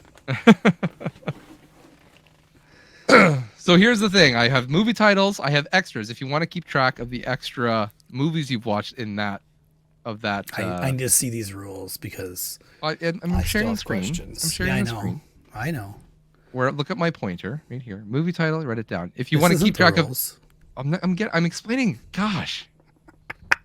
Your pointer's not pointing to the rules. My spreadsheet. It's my spreadsheet. Let me. Movie title. ABC to A to Z. With a number down here. You write your title in. Extras. So if you want to keep track of any movies that you watch that start with that title, you can also do that. Because I'm also doing that. So I thought it was fun. These don't count for points. They're just if you want to keep track. They're there. Here's the format. You can write what it is and how many points are earned with a running total down at the bottom. I'll do the formats first. So if you're watching a streaming movie, so let's say you clicked it on Netflix. See, now you need a lookup table that automatically gives you drop down and you choose them, and then it puts the points in automatically. But the problem is there's going to be extras. There's extra points to add to it. So people can add up to 5 or up to 8 technically. Actually, it'd be up to 9 is the most possible points you could get on a movie. If you click on a movie on streaming for a service, so Plex, Disney, Hulu, Prime, Netflix, that kind of thing, you get 0 points for that. Just because it's super easy just to click a movie and let it play. No effort involved.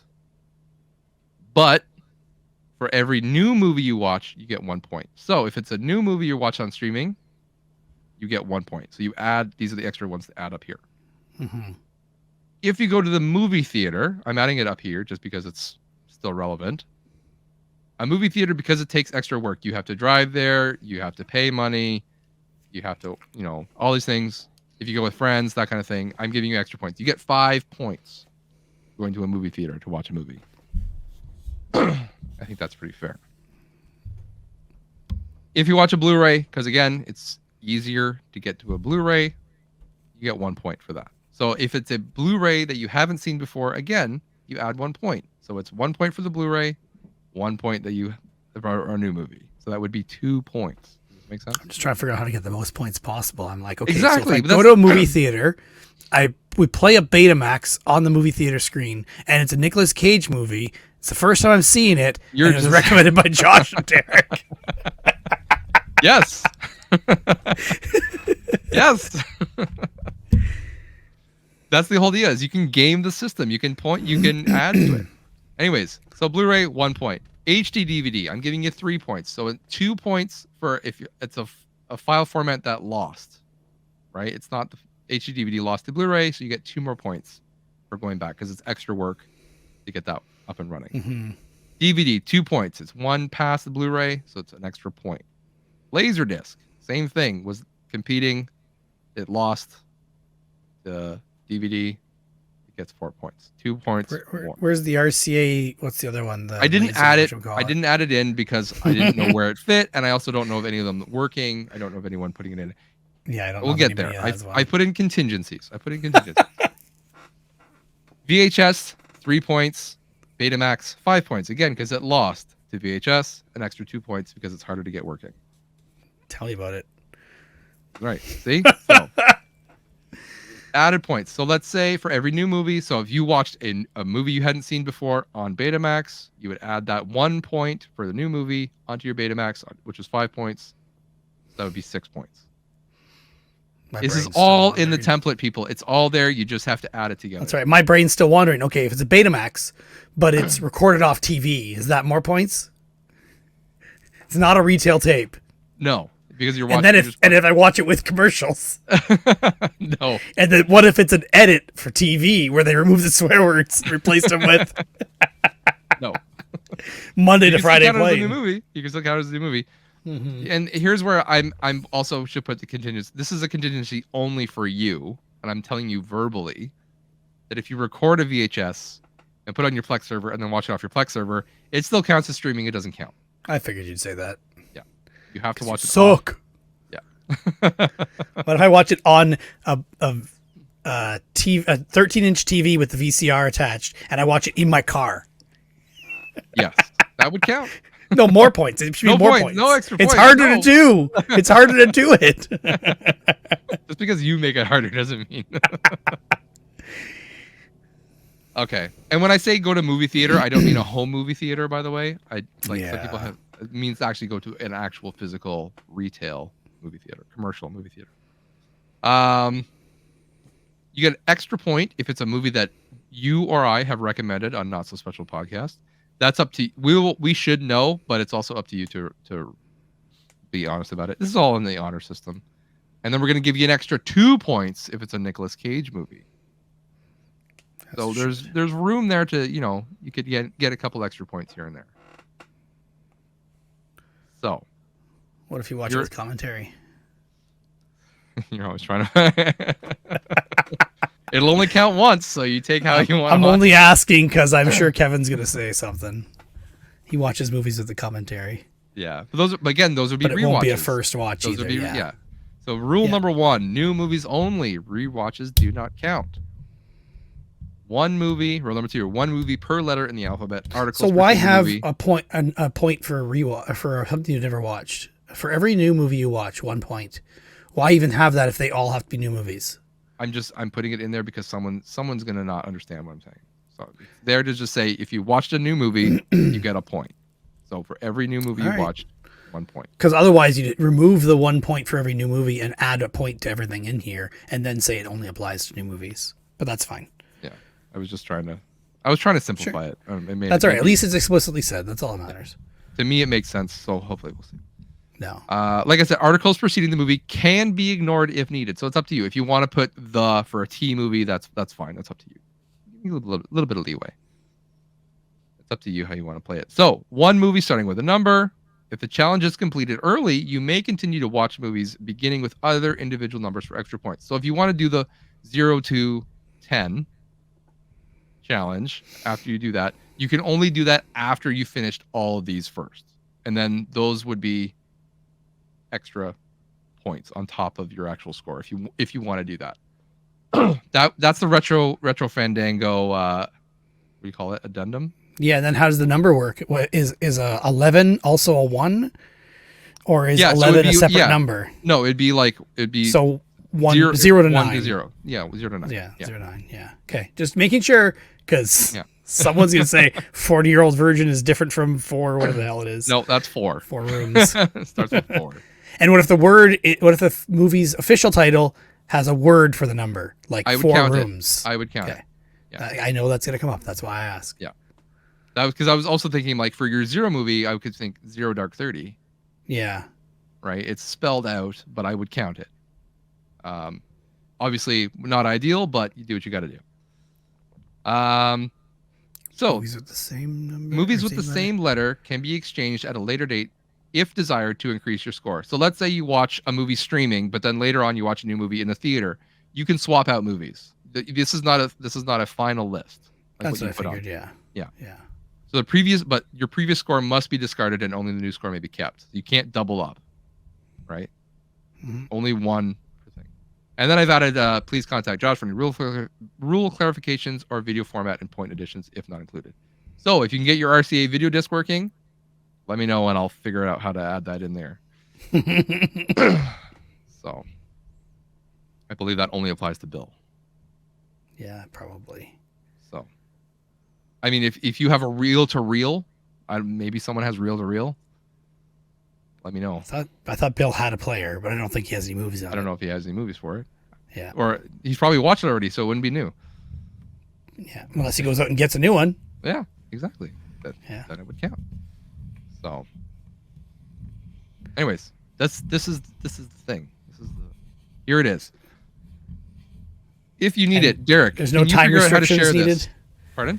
There's no time restrictions in the movie. It has to be at least time restriction. So I can watch Brave Little Toaster. You can watch Brave Little Toaster. That's fine. As long as it is a movie. I think it's 24 minutes. Oh, now we're going to get into the retro nonsense discussion between a feature and a movie. I'm not talking TV specials. You know, if it's made for TV, I'm not counting 20 minutes as a movie. Sure, it could be a movie, but I'm talking about feature length movies. Call it as you may. 60 minutes. 60-minute minimum. All right. What's the next thing? You want me to share it, you said. Yes, if you can find a way to share this to people who need it. You can just hit share, can't you?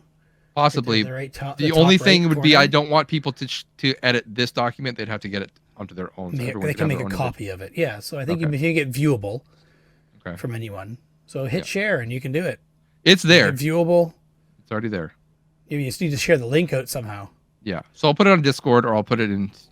I could put it out to Twitter or someone needs it. So if you need it, contact me. If you're not on the Discord, I can send it. I can send you a link. Or just get on the Discord, because if you're listening to this, I will put it in the Discord regardless. It'll be there. And we should make a channel for this itself so people can put their watches in there. Yeah. As well. Speaking of watches, before we get to ours, we should read out other people's. Yeah, there's updating it on the Discord as well. So people have posted theirs, and they're keeping it tracked on the Discord. Yeah. That was me buying time for you to find it. Oh, I wasn't watching. I was doing other things. I got to figure out where they put this. I believe I got one from. Here we go. There's Mighty Q Dogs. He's got Black Adam streaming. Yeah. Death on the Nile streaming. Glass Onion streaming, Just Friends streaming, Source Code streaming, and Tag streaming. Perfect. So well done, Mighty Q Dog. Thank you for not competing, but participating. And then we also got, Kevin, Canadian Grooves from Retro Fandango. Yeah. And Buried on Mars fame. Buried on, yeah. I keep, it's so hard for me not to say Buried on Mars. Canadian Grooves. Yeah. He's basically finished this already. Like, he's basically done. So he's watched American Gangster HD DVD, Blue Jay Pirate Stream. I don't know if he means like Blue Jay Game. I don't think so. It's probably a movie. Pirate Stream. I'm not sure that it's still streaming, so I'd call it a streaming. Cold Sweat, Dillinger, Extremities, Failure to Launch, Grand Budapest Hotel, Interpreter HD DVD. I haven't been saying all these. He did do Interpreter, Jesse James, Miami Blues, No Reservations, Pinky, Ricky Gervais, Armageddon, Pirate Stream, which I believe is a stand-up special. Let me know if this counts as a movie. I don't know. I guess it's up to you. I guess it's fine. It's probably at least an hour, so it's usually, comedy specials are usually an hour, so yeah. It's up to you if you want to count that, Kevin. Splitting Airs and Transformers HD DVD. So he's also saying he probably won't do extra points, but you're in it now. So you know. There are and it's in a spreadsheet, so Eric will love this. Yeah. Yeah. Exactly. Can't not do it now. Eric's gonna want to modify our spreadsheet to make it better. Please. This was my late night, half asleep. I'm just gonna make something work here. I'm creating a channel for it right now. Are you? Okay, perfect. Yeah. NSS ABC good? NSS ABC, just do 2024 challenge. Yeah. What? That's way too long. Just ABC. We'll reuse the same channel for NSS next year. ABC. Put challenge in it so people know it's a challenge. Put something in there. Otherwise, people just like, what's NSS ABC? That makes no sense. Well, then you pin a freaking comment on the top telling what it is. Gosh. Yeah. Do your admin duties. Yeah, exactly. Are you putting it up at the top, way up there? Okay. It did it automatically. Okay. Can you move it after that? Maybe.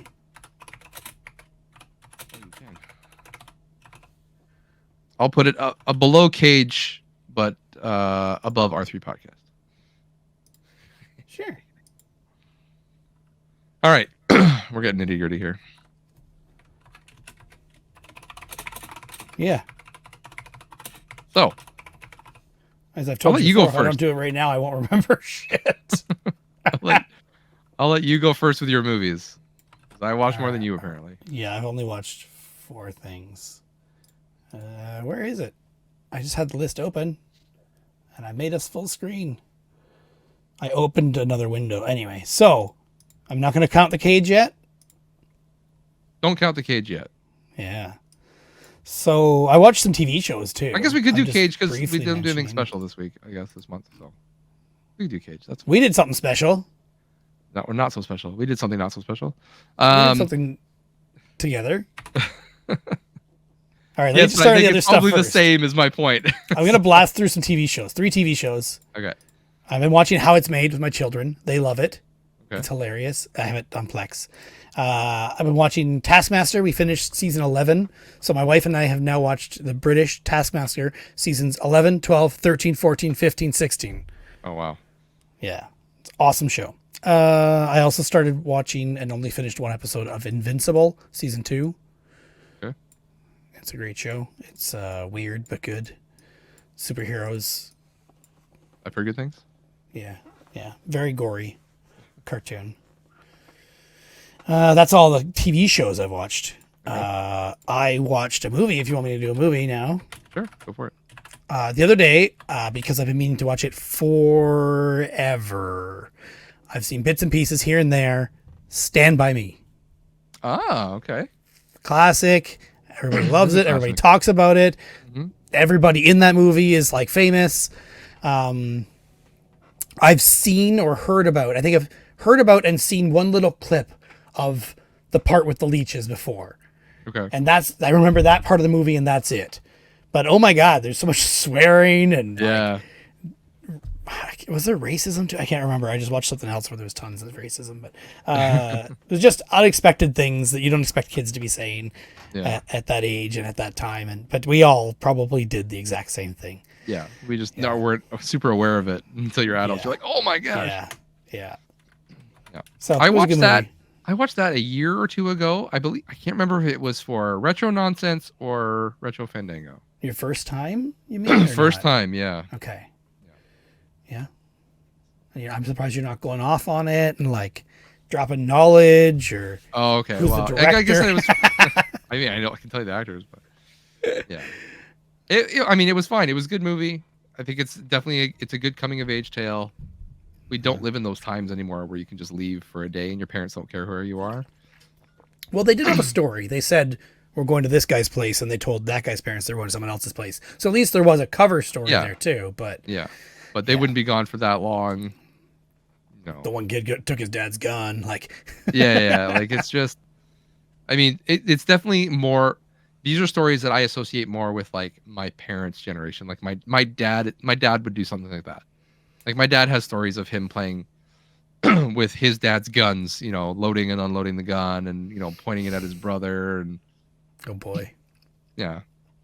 He's just like, and other, he'd be gone in the woods. They'd be gone for, a day walking on frozen lakes and, his parent, come back when you come back. And he's like, so many times I could have drowned. Like he would go swimming with his brother and they'd be wrestling and his brother would hold him underwater, that kind of thing. Like my old boss did the train thing, but they were hanging out on the train tracks. Oh, okay. And on a bridge, just like the movie. Oh, geez. And he got hit by the train, him and his buddy. And his buddy was out for, I swear he said his buddy was out for hours. And he was out for hours. His buddy was out for even longer. And he dragged his buddy back. But he like broke every bone on the one side of his body because he was hit by the train and launched. Like my old boss, he says he almost died so many times. He has all kinds of stories like this and just crazy crap. Like even when he was a baby, I think he said he almost froze to death. It's ridiculous. Yeah. Babies back then, Yeah. Yeah. So this is definitely like, there are some movies I watch at this time period that I can still associate with. And to some degree I can, because I think that maybe we are in the same generation where we could do something like that. We could have left. Me especially because I grew up overseas. There were days when I was just gone. Like I was on my motorbike and I was gone for the day. I didn't have a cell phone. I'd be like, my parents would be like, I'd tell my parents, oh, I'm going with my friends. I'm going over there. I'd be gone for the day, and they'd say, go ahead, but you have to be back by 6, right? Like that's just the rule. But I could have gotten an accident. Sometimes I did get in accidents. I could have gotten in a lot of trouble. I could have done a lot of things. And I did do a lot of things that I shouldn't have done. Could have lost your monkey, like kids do. Yeah. I did a lot of things I shouldn't have done, and I did a lot of things without my parents' knowledge. So in that sense, yes, I can identify with that movie. Yeah. But it didn't stick with me as much as like say Christmas Story did, but yeah. Even though they're both kind of the same time, aren't they? Yeah, they kind of feel roughly the same time-ish. Yeah. Yeah.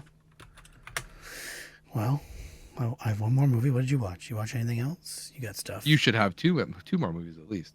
Well, I have one more and then 2 Cage movies. Oh, okay. Yes. All right. I was like, you might as well finish, then I can just go through. All right. I was doing dishes. Actually, when I was watching Stand By Me, I was doing dishes and laundry. And again, I was doing dishes and other stuff around the house. And I watched King of New York. I was actually going to quiz you about this. I forgot. I was going to say, can you guess what movie has... my God. Daniel Fishburne, wasn't it? And... Lawrence Fishburne? Lawrence Fishburne. He's credited as Larry Fishburne in the movie. Yeah, okay. Anyway, Christopher Walken, David Caruso, Wesley Snipes, Steve Belushi. Steve Belushi. I can't remember. Gerard? No. Jan? I don't know. I'm not going to say this guy's name. And then a bunch of the people you know. So, a ton of people in this movie. And I was gonna try and quiz you because I like when you're guessing what movie it is based on the actors, but I forgot. But when I didn't get the list ready ahead of time. I was gonna say, can you guess what movie has Lawrence Fishburne, David Caruso, Wesley Snipes, and see if you have any guesses. I would have gone like between those two. I would have been like Lawrence Fishburne and Wesley Snipes. I was like, I would have gone like New Jack City or something like that. So I've never seen that. Yeah, but I actually don't even know if Lawrence Fishburne was in that movie. And then Steve Belushi, or sorry, Steve Buscemi. God, Steve Buscemi. Okay, I was like, is this a Belushi? I'm like, why do I keep wanting to say Jim Belushi? Yeah. Anyway, the Belushi brother, the forgotten Belushi brother. Buscemi. Yeah, because we just watched a Steve Buscemi movie. Yeah, which we'll talk about after. Yeah. And so how was it? Christopher Walken was the main guy, and it was pretty good actually. It was there was a lot of naked titties. I'll tell you that much. That's kind of my kind of movie. But I was surprised by it. It was decent. Like David Caruso and Wesley Snipes and some other guys are all cops, and Christopher Walken just got out of jail, and he's loaded. And Lawrence Fishburne and a bunch of other people work for him as like their gang guys, and it seems like he's like the only gang who's okay. Like he's the only gang leader who's okay with having black people in the gang, unless it's black gang. So he keeps getting like shit talked about by the Asian gang and the Italian gang and stuff because of this. Okay. But Christopher Walken getting out of prison, he just decides I'm going to take over the whole town, and this is going to be my town. Hence why it's called King of New York. Okay. Yeah. So. Sounds like my kind of movie, actually. Yeah, it was pretty good. I was pleasantly surprised. Really, what makes me want to watch it is Christopher Walken. Like pretty much anything with Christopher Walken, I'll give it a shot. But then when I see David Caruso, I'm like, oh, okay, maybe. That could be hit or miss. Then Lawrence Fishburne's like, okay, that brings it up. And then Wesley Snipes like, what? Wesley Snipes? I just assumed there was a bigger age difference between Lawrence Fishburne and Wesley Snipes than there apparently is, because they don't look very far apart in this movie. Yeah. Now I'm getting into the whole, I want to see how old they are. 1961 for Lawrence Fishburne, and Wesley Snipes is loading the page. Where does it say it? It said it in the description of him there. Oh, 1962. So they're only a year apart. Wow. Surprised. And Steve Buscemi is not in it much. Sadly. His character name is Test Tube. Because he's the guy who tests the drugs to see if they're any good. Sounds perfect for him. It is kind of perfect for him, yeah. But he's only in the beginning of the movie. Yeah. Cool. I will probably add that to my list. You should. It's on my Plex for now. I was going to delete it. I'm like, he might want to watch this one. Yeah, I probably will. It wasn't. Probably will. I think it was only an hour 45, something like that. So a little long for that time because it's 1990, I think it was. But yeah. All right. Well, tons of movies like that somebody recommended to me at some point, or maybe I was going through all of Christopher Walken's movies at one point. I've done that and be like, okay, I haven't seen that one. Watch it, add it to watch list, add this to watch list, that kind of thing. So, if I watch, so here's the deal. I'm gonna throw. If I watch that movie, I would be getting 2 points because it's a movie I didn't watch and it's a movie you recommended. Mm-hmm. I would get 2 points for watching that movie. Yeah, you should just recommend some more movies for me to watch, and then I'll all the movies I'm about to talk about. I'm gonna. This is how this works, folks. So, and I should say it's up until the end of the year, up to and including New Year's Eve. So, if you watch from New Year's Eve into New Year's Day, you know, that would still count. All right. Oh, you know what? One of my movies that can't have on my list because I've seen it before. Ooh, are you updating your spreadsheet now? I guess I don't know. I don't know if I've actually ever seen the whole thing. So that would count. Like if you've never seen the whole thing, you've seen bits and pieces or part of it. I think so. But then you actually sit down and watch the whole thing. Yeah, I think it counts. Yeah, it counts as a new movie for you. Yep. Yeah. All right. I thought I would sit down with the kids. This is still last year. This is before. What do I want to say?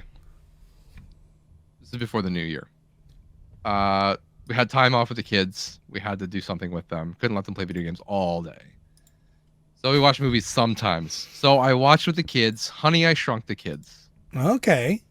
Just I was like, I'm trying to get them out of animated stuff and trying to show them more live action stuff. Just to, Yeah. this is like your imagination. I want to show them like this is what movies can do, and just because you see it on screen doesn't mean it's real and that kind of thing. Yeah. So, it was good. We came down here, we watched it. My wife didn't watch it with us, but we watched the three of us, and it was good. I forgot that there was things like smoking in the movie, which I don't like. I think my kids have seen smoking, but they never asked about it. Mm. But I mean, the kids, the neighbor father is smoking a cigarette, and then tosses it in the yard, and they use it to light their fire at night. They go and blow, and they're breathing. I'm like, maybe that's not so good, but whatever. I won't say anything about it. The kids didn't ask, so whatever. My oldest was traumatized when the ant was killed by the scorpion. A little bit. Yep. Sure, I can understand. And Yeah. I was gonna do he asked me straight up. He's like, "Is he dead?" And I could have done no, he's sleeping. Yeah. Yeah.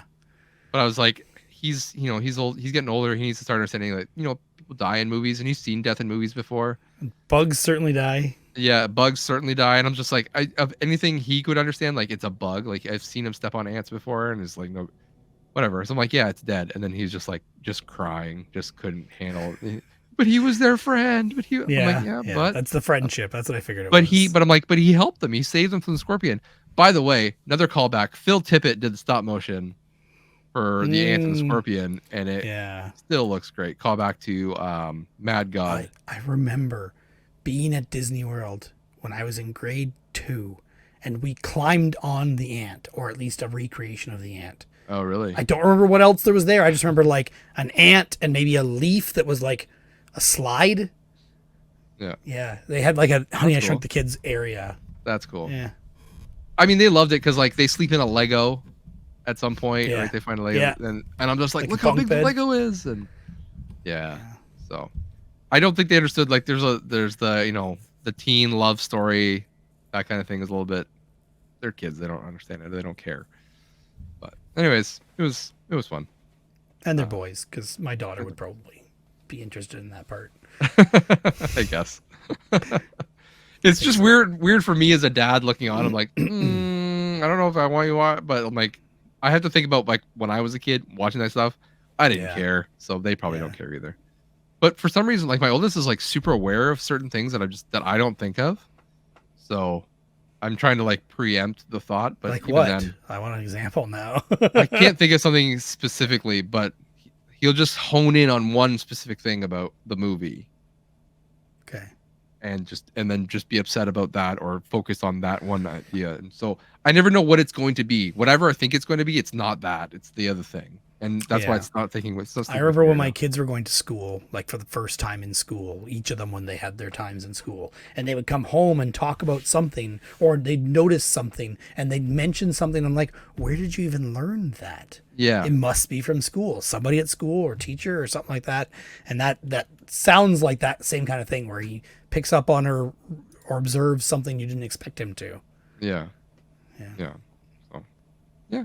Outside influence that's the first time in your life that you're seeing your kid absorb and regurgitate something from a source that's not you. Not you, yeah. Or that you're not there for. Yeah. It's weird. It's really weird. Neat. And sometimes really like very scary sometimes. Yeah, exactly. But sometimes you're proud of it, and other times it's like really scary. Sometimes I'm glad that I don't have to put that influence on. I'm glad you picked that up from somebody else, and I didn't have to go through trying to explain that. I've done that. I had the experience too. Yep. So, but then I'm also trying to instill just because other people do that doesn't mean we do that, or So these are. I'm gonna hit some rewatches first before I get into new stuff. These are not on my list, by the way. Shortly after I watched The Saint with Val Kilmer and Elizabeth Shue. I remember thinking Elizabeth she still is very attractive. She was the girl from Karate Kid, the first Karate Kid. Remember her being attractive in that, and then she was the hooker in Leaving Las Vegas. Oh, okay. I was like, Elizabeth Shue. I'm like, I remember thinking she was super attractive. What else has she been in? And I'm like, The Saint. I remember wanting to watch The Saint again forever. So I'm like, she was Elizabeth in Hollow Man. Oh, what a terrible movie. Anyways, so watch The Saint with Val Kilmer. I remember watching it back in the day, early 2000s. It just ruined my day. You're welcome. Fucking Hollow, man. I was excited for that movie when I first heard about it. Anyway. The Saint is it's okay. It's decent. It's interesting watching movies. Pardon? Oh, The Boys. Yeah, she's the senator that breastfeeds Homelander. Yes, that's why she looks familiar from recently. Yep. So. My God. It's interesting watching a movie because The Saint primarily takes place in Russia. It's interesting watching a movie about Russia, considering the situation Russia's in right now. There's a situation in Russia. They have a war with the Ukraine. Oh, okay. I didn't know that was still going on. Oh yeah, it's still going on. That was a big deal at my last job. Yeah, I can imagine. Where they supplied drones to Ukraine. But yeah. So that may come up later in another movie. Just put a bookmark on that one. Not that you ever have theme in your movies or anything. Exactly. Yeah, then we watched Total Recall. And then another one to watch with the kids. Again, we had time off. It was dinner one night. I'm like, we're going to watch this movie. I remember watching this movie a lot when I was a kid. We watched Three Ninjas. Yeah. I want to watch that with my kids. I can't remember if I did or not, but something I was listening to recently just had a reference to that. And I saw on a VHS tape Surf Ninjas was recording, and it made me want to watch Three Ninjas. Yeah. I love Three Ninjas. I was obsessed with that when I was a kid. And I had my neighbors, Tyson and Wyatt, were two brothers. And just, I was oldest, Tyson was a year younger, and Wyatt was like 2 years younger than him. So it was like, we were the Three Ninjas. Yeah, like we dressed as ninjas for Halloween multiple times. Ninjas was a big thing when we were kids. That movie. When we were, we went through the dinosaur phase, and it was the ninja phase, and a pirate phase. Like there was all these ninjas all the time. It was always ninjas. Okay. Pretty much. Anyways, I remember the ninja phase. I went through that as well. I remember how I had the headband and the swords and One time I think I don't remember I had my own money or what, but I bought one of those face masks that blacked out your face and had just like a trim around the outside that made it look like a ninja. Other than that, it was pure black. And I remember like putting that on like a month before Halloween and running around the backyard. Like sneaking over to the neighbor's house, because I used to go to their house all the time. Like I would come home from school, I'd go to their house. It'd be the weekend, I'd go to their house in the morning, because they always had the cooler stuff. Yeah, that's funny. Yeah. So yeah, I sold it to my kids because we had watched Home Alone. I'm like, it's Home Alone but with ninjas, and not nearly as scary. Although there is guns, so the kids had not watched a movie with guns in it. So they're like literally like shooting guns at people and the beginning of the FBI and the ninjas, bad ninjas and stuff like that. I need to put that on for my kids. I can't remember whether we watched it with them. I thought I told my son about it, or I tried to convince them to watch it one time. It's super cheesy, like way cheesier than you remember. Way cheesier than you remember. That's cool. That's good. But it was fun. The kids had fun. They were laughing. We were eating pizza and laughing at Three Ninjas. And to me, this is such a staple in my mind. And my wife was like, I've never seen this before. What? Yeah. Rocky Loves Emily. I just saw a meme for Rocky Loves Emily on Facebook today, and I saved it because I like it so much. Yeah. It was fun. So we might go on to further ones later as well, but I have another rewatch later, but can't go into that right now. So let me do new stuff that I watched. All right. I watched next month you're bringing Three Ninjas Kickback? Maybe. I forget what list I was on, but I watch these top 10 movie lists on YouTube. They're always recommended to me. I always like going through them and picking out movies to watch. One of these came up with the most disturbing war movie you've never seen, and this movie was on there. So I'm like, all right. I'm like, I like war movies, and it's hard for me to find a war movie that I actually like. Okay. Because a lot of them are, just interpretations of the same thing or derivative of each other, that kind of thing. It's hard to have an original one. So this is a movie called Come and See. It is a Russian World War II movie. Okay. Which, again, did not expect it to be that. It is fully subtitled. I don't watch a lot of foreign movies, so to watch a foreign World War movie, also very strange. And it's from 1985. It is in color. And yeah, it's basically about a boy who is excited to join the Russian war effort against the Nazis, and then comes face to face to what that actually means, and just it goes through the whole emotions of like, yes, I'm excited to be in the war, I'm a soldier, I'm a somebody, I'm excited to grow up, and then he grows up super fast, and then just how that mentally breaks him. So you see this boy basically become a man and then just totally break. It's one of the highest rated movies that I've seen in a while. Oh, sorry, I got a cough all of a sudden. And but yes, it is disturbing. Not at first, it's a bit strange. It kind of keeps you in that boyhood dream of romanticizing the war, it being a childlike state in a war, and then all of a sudden everything just goes to shit. And he survives it somehow, or he has to survive it somehow. It's not an easy watch, not for the faint of heart. It's not gory by any means, but the implications of what is happening and what they're doing is enough. To have it more than that would just be, I don't know what the word is, but yeah, it wouldn't be in good taste, I should say. So, yeah. Okay. Anyways, so that is my C movie. I watched that on streaming. So that is 1 point. I watched another movie called City of God, which is not. I've heard of this. It is. So this is why I'm adding it in my extras. It's not. I'm not counting it because I watched it on streaming, but I'm just adding it in my list so I can keep track of it. This is a very interesting movie. It is. It's in my list of stuff that someone's recommended before. Has it? Okay. Yeah. This is a much later. Like I watched this fairly recently, but I'm just this and Brazil. I think someone recommended at the same time. Yeah, I need to watch Brazil as well. Yeah, I'm jumping ahead in order just because it's the C movie, so I'm just jumping ahead. City of God is filmed entirely in Brazil, using local people who they did a casting call for in the favelas, so like the slums of Brazil. They did a casting call, pulled people out. They picked a couple of people to be part of. Oh my gosh, Discord is. You started this. I have started this. I need to mute. You're welcome. I got people active. People active in Discord. Wait till after the podcast. Gosh, come on. I'm talking about movies. You're breaking my train of thought here. They don't know that. I know. They will when they listen to this.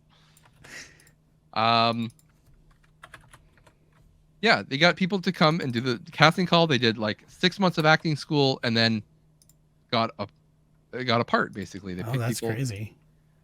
It's a lot of kids, and that's the interesting part. It's a lot of kid actors. It's about kids growing up in the favelas and the slums of Brazil. This is rated as one of the greatest movies ever made. It's entirely in Portuguese, so you have to watch it. I mean, you can get the dub, I guess, but I watched my wife to translate for me. Yeah. But it is, again, it's a harsh watch. You're watching kids do criminal activity. You're watching kid-on-kid violence. And it's not edited or it's not censored in any way. Yeah. Like you're watching a kid shoot another kid. And it's hard to watch, right? You're watching a kid who's under 10 going on a murder spree, killing adults, going into a brothel and killing people. And it's just, that's normal. Not normal, but it's just part of it. There's one actress who came out of this. Her name is Alice Braga. She went on. This movie basically pulled her out of this. She was from the slums. She's from the favelas. Oh. But then after this, she got pulled into I Am Legend with Will Smith, and then other movies as well. Like I Am Legend was her second movie. Kill Me 3 Times, which I watched because it had Simon Pegg. It was not a good movie. It was not a good movie. But like I'm saying, like it the just worst got her out Simon of Pegg it. movie I've ever seen. I think it was filmed in Australia or something. It was definitely low budget, but anyway. Yeah, got her like she came. This was her first movie. That's cool. Got her out into Hollywood. Another She was guy, also in the movie Soul, George. the cartoon Soul, Is she okay? apparently. So, Sid M2. So George is went that into the became. anyway? He started doing like reggae music, and he's an actor Oh, and does a reggae, and he came out of it. There's another. There's a documentary that came out 10 years later called City of God. 10 years later, basically, it's okay. on Netflix if you want to watch it. It's basically the crew goes back and finds all the people in the movie. 10 years later, what happened? Who are you? What have you done with your life? Some of these people have gone on to do nothing. Some of these people have gone on to do great things. Some people are, yeah, they're just at home. Yeah, this George guy is also in Life Aquatic and Asteroid City, which are Yeah, on Plex. That's why I see them here. yeah. So very interesting watch. It is again not an easy watch. You're watching kids on kid violence. You're watching, yeah, it's hard, but it is very good. I don't. Again, another highly rated movie. Again, it's part of that podcast that I'm listening to, the Cinefix Top 100 Best Movies of All Time. Yep, I've definitely heard to watch it. It's just if I'm going to watch a movie that's rated that well, I want to sit down and really watch it. I don't want to watch it while I'm doing dishes or something. Well, you can't because you got to read subtitles, right? Yeah, unless again I get a dub or something. But yeah, if one even exists, I have no idea. But and because it's Portuguese, I want to watch it with my wife. But then again, she's probably not going to watch a movie with a bunch of kids shooting each other. Yeah. But it's very well edited, very well shot, very interesting movie. It is one that I will go back to, which is surprising for me. I don't go back to a lot of like subbed movies. So. Speaking of subbed movies and Russian, considering what Russian situation, I watched a documentary called 20 Days in Mariupol. Okay. Which is about a film crew stuck behind enemy lines in Mariupol, Ukraine during the Russian invasion. I don't know what's with me and hard to watch movies, but oh my gosh. This movie is probably the hardest movie I've had to watch. Second hardest. This is the second hardest movie I've ever had to watch in my life. Just because it's actually like it's real people, it's real situations. You're watching people die, like not physically dying in front of you, but you're watching, parents bring in a kid from an air raid or from a building, and they're trying to save the kid, and they can't. The kid dies, and the doctor has to go out to the hallway and tell the parents, "I'm sorry, the kid died," and the parents you see the parents in shock. What do you mean? What do you mean you couldn't save him? Like, it's just doesn't understand. And it's them trying to basically show, like, this is the reality. Russia is saying that you're attacking military targets. You're not attacking civilians, but here's the reality. You're killing civilians. And these are the civilians you're killing. Yeah. And it's very harrowing. Yeah, it's good. And the film crew is again in trouble because if they get caught by the Russians, they will be forced to, denounce everything that they've filmed and shown. They can't get the footage out. They have to sneak the footage out because the cell phones aren't working. There's no internet, right? So they got to put it on SD cards and smuggle it through the lines. And yeah, it's rough. Very, very intense. So that was my number movie, 20 Days in Mariupol. Yeah. I then watched another documentary with my wife called Beyond. You get points for watching movies with your wife. See, I was gonna do that, like watch movies with friends. But I with spouse. Well, yeah, I don't know if that counts or with not. kids. I was just like, yeah, oh my gosh. I was just like, nah, I'm just gonna make it easy. Then it's not a requirement. So, Beyond Utopia takes place in North Korea. It is cell phone footage of actual North Korea. You want to see what's actually going on there. It is from a pastor who helps smuggle people out of North America or out of North Korea into China. Then they've got to get them through Southeast Asia into, is it Thailand? They got to go into Thailand, I think. And then from there they can get out. So it follows a family who they found, and they're trying to get them out, and that's very harrowing to watch them. And then a mother trying to get her son out, both through different channels, and just what it means to live through that. And it's, again, the whole thing, it's real footage. You're watching a family, a mother, a father, 2 kids, and a grandmother walking through the mountains. It's rated 100 on Rotten Tomatoes. Yes. 100%. 100% critic score and 99% user score. That's crazy. Yeah. It is nuts. It is a great documentary. I hate that you give me things to watch. Because I'll never get around to them. This is the highest thing. This is the highest thing I've ever watched. Too many things. It has to be. Watch. It has to be the highest thing I've ever. That to basically get it perfect. To basically get it perfect is impossible. So, and it goes through a lot of the history of North Korea, which I didn't know. I knew parts and bits and pieces of it, but you don't really know of it. And I mean, they're interviewing the family. Like, what do you think of Kim Jong-un, or what do you think of Kim Jong-il? And the family who's escaped. I mean, they're not in direct danger, but they're still they're in danger of getting sent back, but not in direct danger from the North Korean government at that moment. Yeah. But even then, at the time, they're so brainwashed. They're still saying, I think he's a great leader. He's in tough times. He's doing the best he can. Like, they still believe this, but they know they have to leave because they've been put in a situation where they wouldn't be able to live through the situation they were going to go through. Their only option was to basically, they're going to die staying, or they're going to die leaving. Like, how do you live through that? Especially with a family with 2 kids. Like, how do you? Yeah. Ugh, it's good. Watch it. Tell me what to do.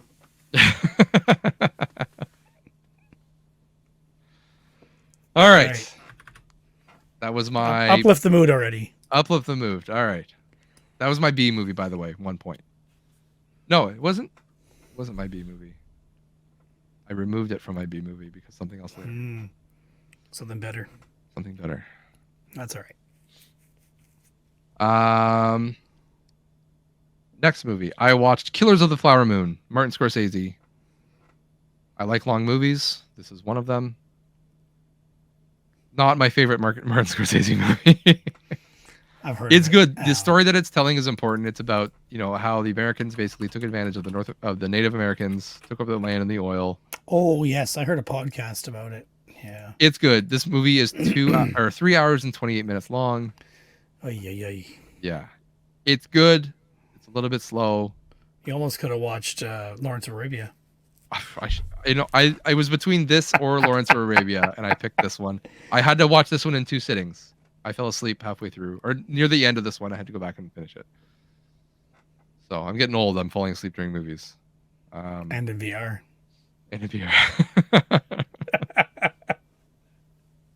Telling you, man, try it. Fall asleep in VR and wake up. This is the scariest thing. I don't think I want to. Do that, gosh. But in what's it called? Rich's Plank Adventure or Plank? Oh yeah, the plank one where you're walking a plank experience. Yeah. Do that and fall asleep in that, and then wake up and you're just on a wooden plank at the top of a skyscraper.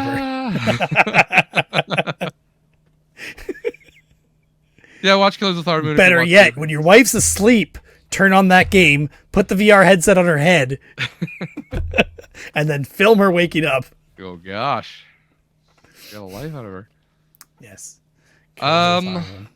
All right, next up, I watched a movie, again, recommended by the podcast, one that I think is the oldest movie I've watched. Yeah, this one. This movie's from 1950. Okay. Want to take a guess? No, I don't. Can I give you some actors and you guess? Let's play the game. Maybe if I bring up this Plex search on your server. I'll name you the actors' names, and you tell me who's in it. That's not going to help from 1950. Gloria Swanson, Nancy Olson, Fred Clark, Jack Webb. The movie is I can tell you Boulevard. Sunset Boulevard. I found it on Plex by searching for William Holden. Cheater. You have 3 movies with him on Plex, or I do. Oh, you do. I was like, I don't think I do. No, I do. Yeah. Oh yeah, Sabrina Wild Bunch. There you go. Yeah. My wife loves Audrey Hepburn, so I gotta have those movies for her. This movie was very interesting. It's about a screenwriter who's falling out of love, or Hollywood has fallen out of love with him. So he turns to, I mean, he's got loan sharks after him, and he basically falls in line with another washed up film star, played by Gloria Swanson. And basically, she falls in love with him, or falls in love with the idea of being with him, and wants to make her return to the screen, and basically uses him to get back. It's a noir film. It's black and white. Black and white doesn't mean noir, but it's also a noir film. 98% on Rotten Tomatoes. Yes, another very highly rated movie. Mm-hmm. It is very good. I enjoyed it. I don't want to say too much because it gives it away. This movie will come back because of something else that we watched. The bookmark. Yeah, I know. Doesn't make sense, but it will. And then recently, because of something else we watched, I also watched The Talented Mr. Ripley. You seen this movie? Yeah, no, I've never seen it. You know who's in it, though? I forget. Someone famous. You're looking it up, so it doesn't count. Matt Damon and Jude Law. Okay. Kate Blanchett and... Gosh, what's the other person? Gwyneth Paltrow. That's all from memory. And what's his name? I'm gonna get it. No, Philip Seymour Hoffman. Philip Seymour Hoffman. That's the. Yeah. So, good. This is about a person. People I recognize. This is about Baker Hall. I recognize him too. Recognize him. Matt Damon plays Mr. Ripley, who basically falls in love with being somebody else. He doesn't value his own.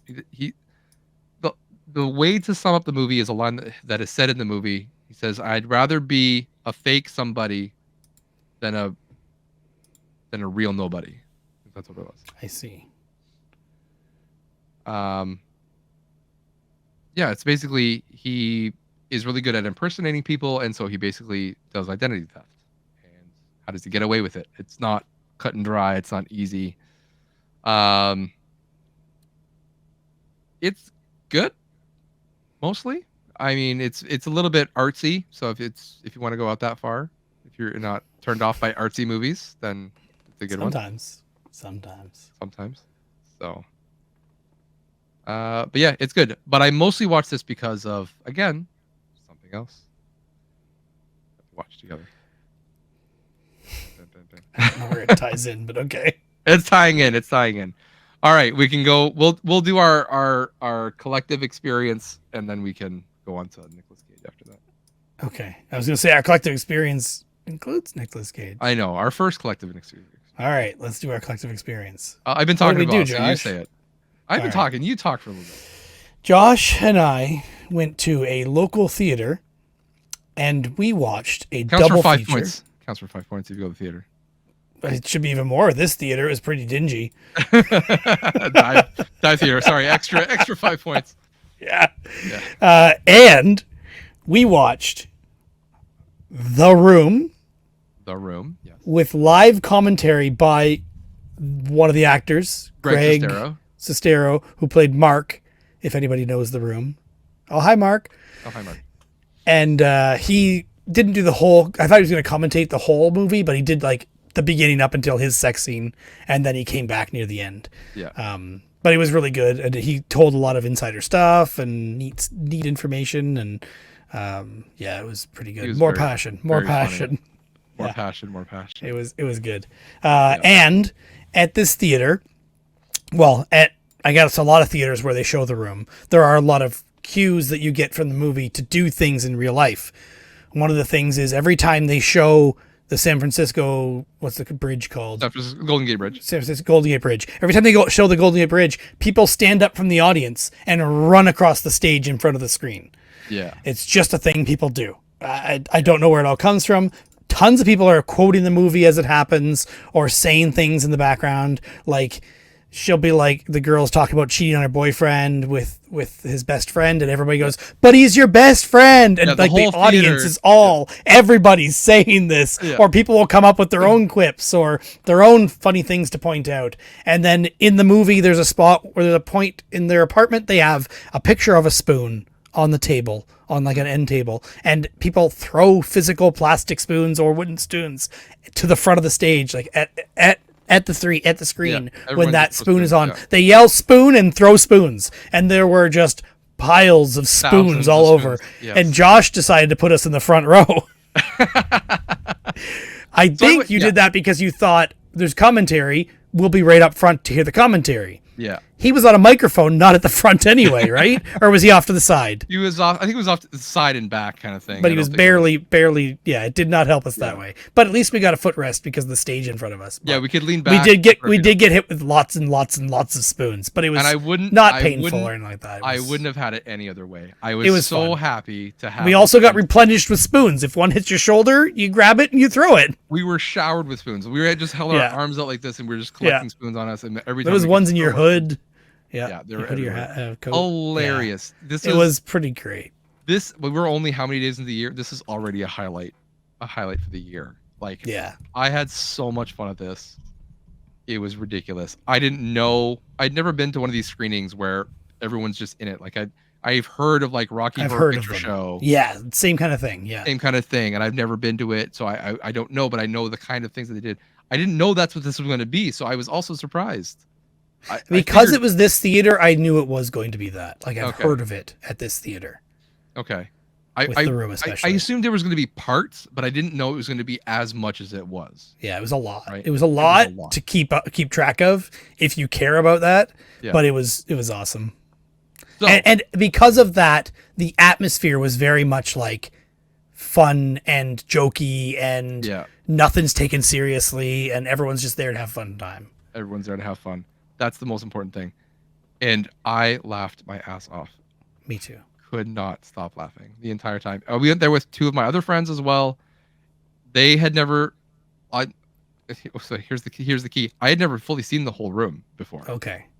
They had never seen the room full either. We've only ever watched like parts of it. We'd get like 20 minutes in, and then it's just like they couldn't stand it, or other people we were watching with didn't want to watch it. They're like, this is so bad we can't watch it. They're not into it like I am, or they would be if I forced them to watch it, that kind of thing. So it always got shut off within 20 minutes, that kind of thing. Never watched the whole thing. I know of the whole movie. I've watched reviews. I've watched things like that, but I've never sat down and watched the whole thing. So I got my 5 points out of this. And it's my R movie. And it was also a double feature. It was a double feature as well. The second movie was the before we get say. Yeah, okay. Greg Sestero in the back, like he was great. He was selling merch. He was signing things, signing stuff. So I got a copy of The Room on Blu-ray, which is the only way to get it. You can buy it from like third-party, like individual sellers who basically buy it and scalp it, but they're not making any money on it. The Blu-ray was $45, and they're selling it for $50 on eBay. Right? They're not making any money on it. So I guess he's doing that on purpose. He's marking it that high, so you're not going to go and scalp it. Mm-hmm. Either way, I was happy to pay the money because I got it from him. I got him to sign it. He signs it. Oh, hi, Josh, which is hilarious. That's pretty good. Puts his name on it. I got one of the wooden spoons. I took it to him. He also signed the wooden spoon for me. And there was no cost for the actual signing.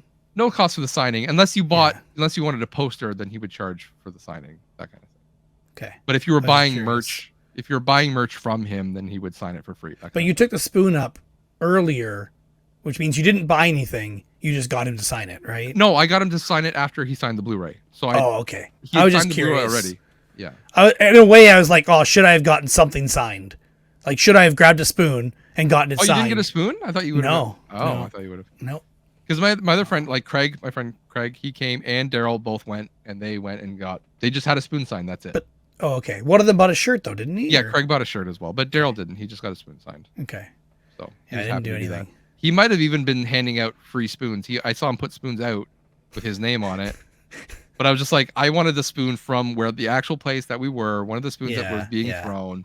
That's the memory. Yeah. So I mean, I have the Blu-ray up on my shelf. I put it in my little case protector. I have the spoon sticking out of it, and it's uh, highlight of And I also, while we were talking about going, because you told me about this thing, I think I had probably seen it advertised, but I never thought really that it was going to be possible to get tickets or anything like that. So anyway, I messaged a friend of mine to tell him about it, and he's like, yes, I'm definitely going. The friend I go to bad movie nights with. And he invited a friend of his. And then I also messaged on 2 Discords that I'm in. One was just local nerdy people that I worked with, and they all weren't going. But I messaged on the VHS collecting one for the Tapekeeper guy in town here, and he was going to it. So I met up with him in person and got to meet him and talked a little bit about the movie and what we know and stuff, and just got to meet him in person finally, because we meant to trade tapes, but he didn't need any and stuff like that. So that was cool. That's cool. Like-minded people, right? Who are those? Yeah. So, but yeah, absolutely great time. And then it was a double feature. I can't wait to do it again. Eventually. And I want Cynthia to come, I think, but I don't know if she'd enjoy it or not. I think she'd enjoy the silly stuff, but she doesn't know the movie is the problem. And that's the part of it, though. Like, I even told my wife about it. And I'm like, it's ridiculous. She was one of the people who she came in when, like, the first like 20 minutes of that movie is basically all sex scenes, right? Like, there's 3 sex scenes in 20 minutes. And they're long sex scenes. They're long, and there's nudity. And so I'm watching this with my friends, and she walks in, and she basically thinks we're watching porn together, that kind of thing. And so she's just like immediately turned off. She's like, I don't want to watch that. Like, that looks disgusting. I'm like, but when I came back and I told her how much fun we had, and I'm like, it's ridiculous. It's funny. No one's taking it seriously. Yeah. I think I might have even piqued her interest. So she might come next time as well. I think I might have done the same with my wife too, but we'll see. We'll see. I think my wife would have to watch it at home first to see the movie. I think that's the wrong way to do it. I am so happy that the first time I watched it in full was in the theater. So the first time I watched it was alone at home, and then I watched Disaster Artist right after. Okay. And that filled in the blanks of like what was going on here. Why did they do this? Why was this? So you watched it pretty late then. Yeah. Okay. I had known of it, but never watched it. I remember watching reviews of it from like Nostalgia Critic back in the day when I lived in an apartment before I was married. So. Yeah, I did not. And I was like, oh yeah, it's a bad movie. But never fully watched the whole thing. And same thing with my friends Craig and Daryl. They had never seen it before. They knew of it. We'd seen bits and pieces, but for them to watch it the first way, and they both agreed, it's a great first way to watch it. I think watching it by yourself first, no shade on the way you watched it, but I think if you're not into it, if you're not into bad movies, you're gonna hate it. So I think it's a very uniquely bad movie too. Like, this movie was funded by one guy, and he was the writer, the director, the producer, and the main actor. Like, and the editor and the composer and the and the casting agent and everything. Like, no one knows where he got the money from. No one knows his history for sure, where he came from, how he came to be American in the U.S., all that stuff. It's a weird background story, and that's kind of what makes it fun. Yeah, he's also a very bad actor. Very bad. So again, like you said, double feature. So right after The Room, then we also watched his latest movie from 2023 called Big Shark. Yeah, I'll let you explain. Honestly, I could have not watched that one. I mean, fine. I know, but being in that theater is what made it fun. That's what made it fun. Yeah, and the one of the guys, the guy who like was telling us what to do, or like the guy who let us in tickets and all that stuff, he was kind of giving everybody more prompts of things to do and say, like, oh, when you think the shark is coming, just say shark, shark, shark, everyone shark, chanting, shark, shark, shark, shark, and when he actually shows up, everybody cheer. And so people did that, and that made it fun, and other things making fun of the movie and stuff like that. Yeah. Like, it's exactly the kind of movie you go to see to make fun of, like Sharknado type movie, but maybe even worse graphics. Probably even worse. Yeah. I'm very proud because this isn't one of the prompts that we were given by the guy helping the theater. But in the movie, they're always referencing the plan. Oh, we got to stick to the plan. We got to do the plan. I was the guy at the front saying, "What's the plan? What's the plan?" And by the end of the movie, I had the entire theater Everybody yelling, was saying, "What's the plan?" Yeah, it was good. That was good. Oh, that's my most. That's your claim to fame. Moment. My claim to fame for Big Shark. Yeah. There was a time where I said something and everyone laughed out loud. What was it? Oh, was it? Okay, I don't remember. I was the only person who said something, and I said something along the lines of like it didn't make any sense for some reason, and I just said one thing and everyone laughed. And I was very proud as well, but I can't remember what it was now. Good times. Anyway, so Big Shark is now my B movie. So for this night, I got 6 points out of this night. Oh, I never even thought of doing points for this, but The Room. If it's not for me because I've seen it. You've seen it, yeah. But you get Big Shark theater, Big Shark, new movie and theater. So that's 1 point for new movie, 5 points for theater, 6 points. That's good. That's good. But yeah, absolutely can't wait to do it again. If they come back, I'm just gonna get my eye open. Actually, you know what? So this is at Princess Theaters in Uptown Waterloo. If you're a member, you can get cheaper tickets. And I've actually been looking at their website, and they actually show a lot of movies that just aren't hitting mainstream theaters. So you have to pay a membership, or it's just like you pay a membership, I think, but then you get discounted tickets for the year, kind of thing. So if you go enough, you'd have a membership, and we share the cost, and then you get tickets for everybody, kind of thing. Potentially, yeah. And the theater is super close to my house. Like it's 5 minutes away.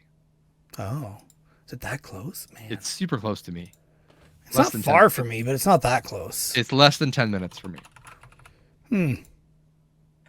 So let me see how it and there, I guess there's a lot of movies that are showing that I would want to see. So doesn't want to.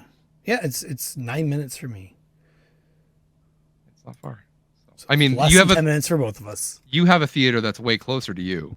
Yeah, a big normal theater. Yeah, but this is showing like indie stuff and art house stuff that you're just not going to see in regular theaters. Yep. So I've been considering it. We'll see. When we came out, there was a snowstorm. I mean, there's been a snowstorm for however long. I got a parking spot right at front, out across the street. I parked a few blocks away and I walked because my wife said, if you're going to park anywhere near there, park at the end of the street at the public library, because at nighttime, the public library is just free parking. Yep. So that's what I did. I went early with my friends because we had dinner downtown. We had ramen, and then we came back. Everything was fine. It was snowing, but it was a legitimate parking space. It was free 2-hour parking up till 6 p.m., but it was after 6, so it should have been unlimited parking at that point. So it was fine, or so I thought. When I came out, I checked my windshield. No ticket, but there was a ticket stuck in my door handle. And it wasn't for parking on the street longer than I should have. It was a parking on the road during a snow event. It was my ticket. Yeah. So that added how much that set you back? It was added an extra $85 to my night. Probably should have parked where Derek parked. But serendipitously, I've been waiting to use that word. Serendipitously, the next day, it was going to be an expensive weekend anyway, because I mean, I bought a shirt, I bought tickets, I bought a shirt, I bought a Blu-ray, I bought snacks, I bought dinner. Right, it was an expensive night, and then an $85 ticket on top of that. Mm-hmm. Then the next day, we were going to meet some of my wife's friends at a restaurant in Cambridge, which is like not far away, like 20-30 minutes away, for lunch. So we went there, and I'm like, so great. It's a whole family at like a Mexican place, taco place. It's going to be expensive. We're looking at another $100 and some dollars for this place to eat here. I'm like, oh, great, whatever. Anyways, we ended up waiting almost an hour for our food. And when it came out, the guy who we were meeting, his tacos were soggy. Like he would pick them up and they would just like break apart because they'd been made, but they were sitting. And so anyways, he called somebody over. He's like, I don't mean to complain, but like we waited an hour for our food. I can't eat this in a taco form because it's falling apart.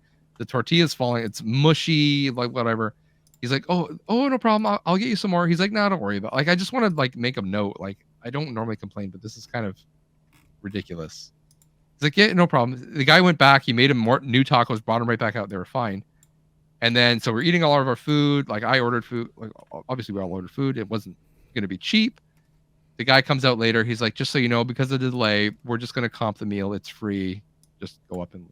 So my $85 ticket paid for my free lunch the next. It all worked out. I figured your buddies that you drove to the theater would help you out with the ticket too. What I got it. They threw an extra $20 at me to help me out. So I was debating on it, and then I just totally forgot about it. And you just drove me to my car afterward. There's no reason. It was I chose to park there, so it's completely on me. I'm happy to pay it. It's part of the night. It's part of the story. I've put the ticket inside the room Blu-ray, so I'll always remember. But did you frame it? No. Well, I mean, it's in a case protector, so yeah. I just opened the Blu-ray, slid it in the slot. I'll always remember my $85 ticket for parking right outside the theater. Oh boy, makes a great story. It's worth it. Good time. All right, back to. So because we watched The Room, I don't know what's happened to me, but I've become obsessed with The Room. I just could not get it out of my head. I'm like, there's got to be. I remember hearing one of the people in line talk to Greg Sestero, who played Mark in the movie, about the book, The Disaster Artist. I didn't realize he had wrote the book, The Disaster Artist. Oh, okay. I'm like, that makes sense. Like, obviously, I'm not going to read the book, but I could find the audiobook. So sure enough, I found the audiobook for The Disaster Artist. You're going to pass this on to me, aren't you? I will pass it on to you if you want it. It is fascinating. It is absolutely fascinating. All those questions that you said before, we don't know who he is, where he's from. Yeah. There's a lot of hints of where he could possibly be from. Not saying he hasn't confirmed them. Yeah. But he tells told Greg, I should say. Tommy told Mark. Tommy told Greg. Keep saying it. Told Greg. The actor told the actor. Yeah. The actor told the actor. Like the story is like, oh, I knew a guy. We'll call him T. Blah blah blah blah blah. This, and why his name is Tommy. They talk about this person, whatever. Bird. Wazzo is bird. Wazzo is bird, and how does that work out? Why is it bird? Yeah, I heard about explained. That. I heard on Googling it the first time I was interested in it. I found some information, but who knows what's true and stuff. Yeah. Yeah. So he tells these stories to Greg, and it's kind of as an aside in the book. He slots it in where it's needed. But yeah, absolutely fascinating book. Absolutely would recommend it. So after I read the book or listened to the book, then I watched the movie Disaster Artist. And for a movie that I loved, does not compare it any way, shape, or form to the audiobook. It is still a good movie, but having watched The Room and then watching The Disaster Artist, yeah, I almost like The Room more. And the difference in a twisted way. The thing with The Room is you can tell it was made with actual effort. Yeah, that's the funny thing about it. So that's one of the things he mentioned as well. Yeah. He mentioned one of the tips, or one of the things he said when commentating, just randomly. He's like, so this movie was shot in 35mm film and HD at the same time, which was unheard of at the time. Mm-hmm. You usually chose one or the other, but Tommy insisted on both just because he wanted this movie to be special, unique, good. So as a result of that, the camera is sometimes just out of focus during some scenes. So he says this, and he timed it for us perfectly. And he says, like this scene right here, and then it's just bam, out of focus. Yeah. But that's just one of the things that shows that Tommy really cared about making this movie the right way. He just wasn't capable of acting in it well, and he gave direction and story stuff that made no sense all the time. It was like he really want to be good. Like, you take a kid and say, okay, let's play baseball. And the kid just really wants to play baseball, isn't capable at all. Yeah. Like, it's just, you got to respect him for wanting to be able to do it well, even if he just can't. So here's the thing, that's where the book will challenge that idea of what you think of him. Yes, he wants to make a movie. He wants to be rich. But it's all about him. He doesn't give a shit about anybody else. Oh, okay. Right? Like he's manipulative. He's abusive. He's all these things. Like, so then what makes me wonder why Greg's still his friend? Like, why does he hang around with him?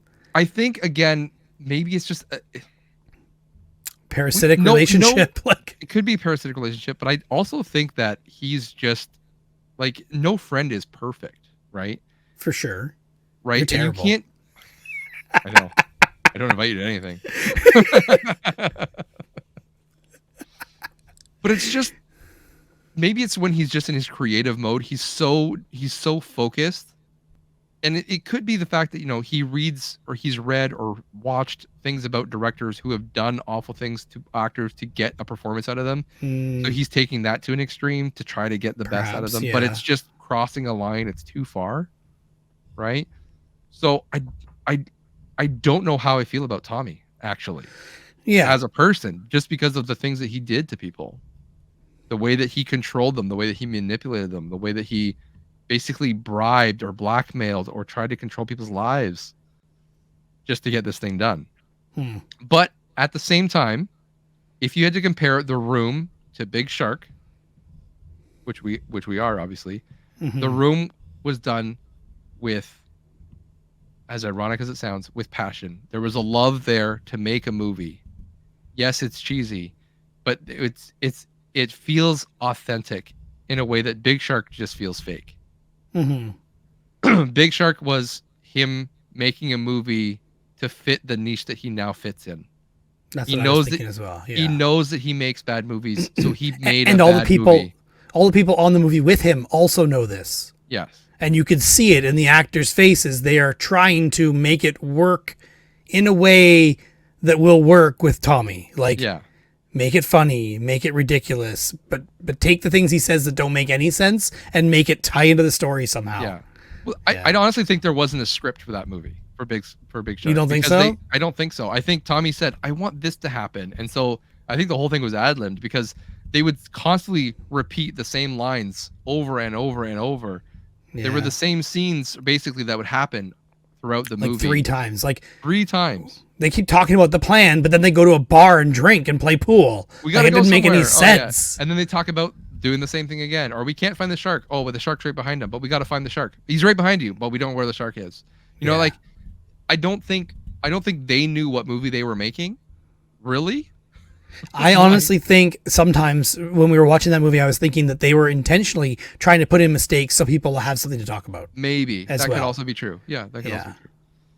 So, like, I've heard of YouTubers that purposely put in mistakes for people to correct them in the comments. Yeah. Just to get comments.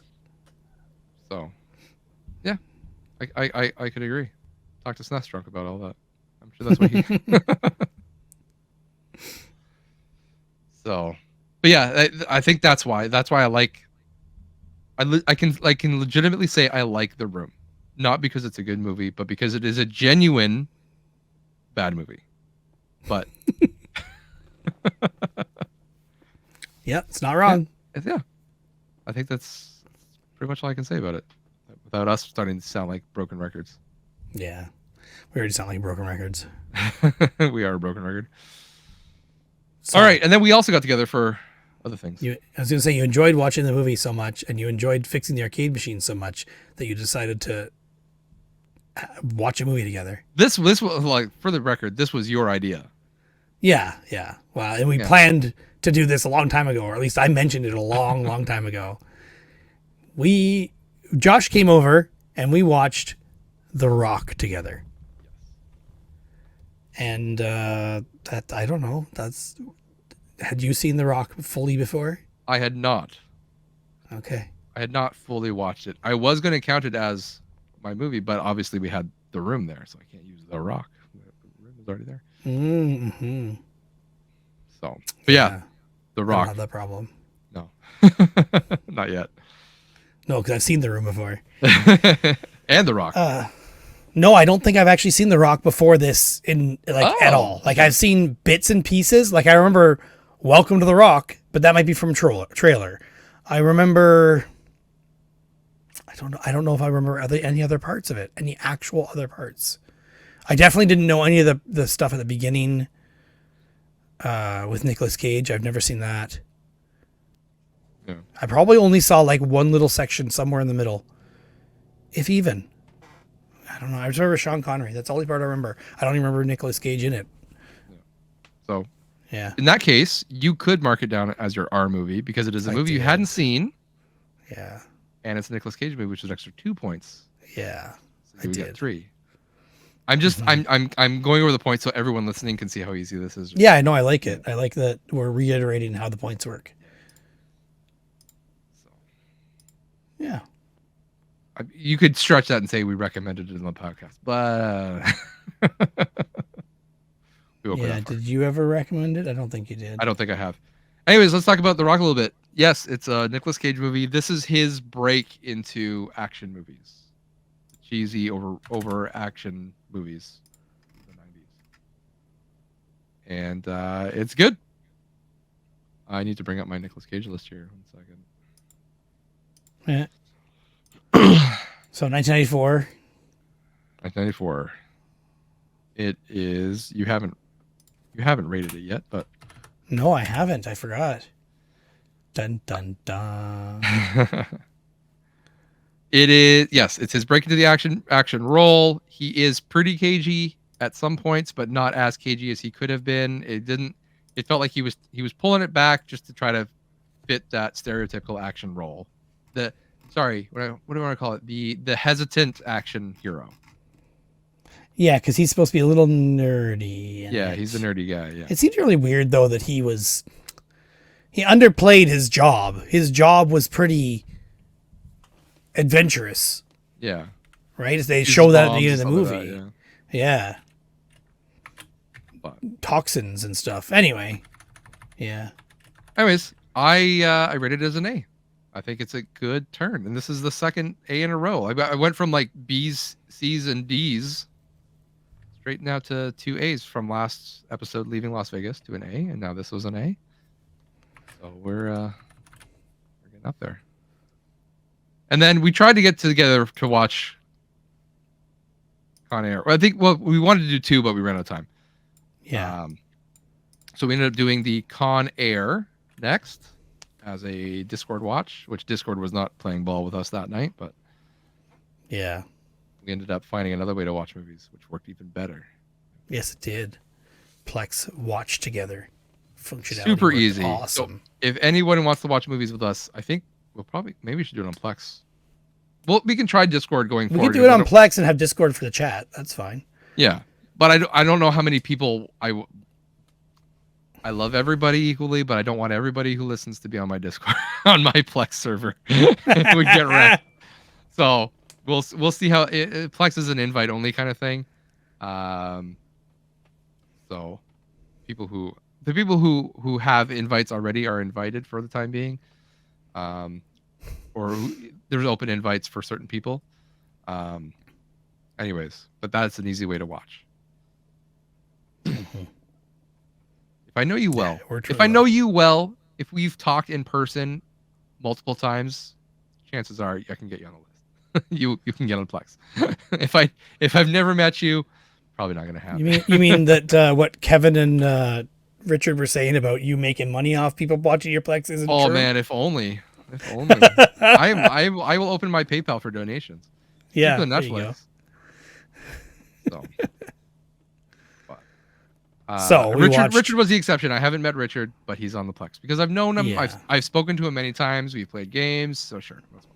Yeah. Yep. And he's in Japan, so it's hard to beat him. Although until I go to Japan one day, I'm coming, Richard. I'm coming. Yes, Con Air. To me, classic Nicolas Cage. I love this movie. I watched it a bunch. I think I was given a DVD of it when I was a teenager by my parents.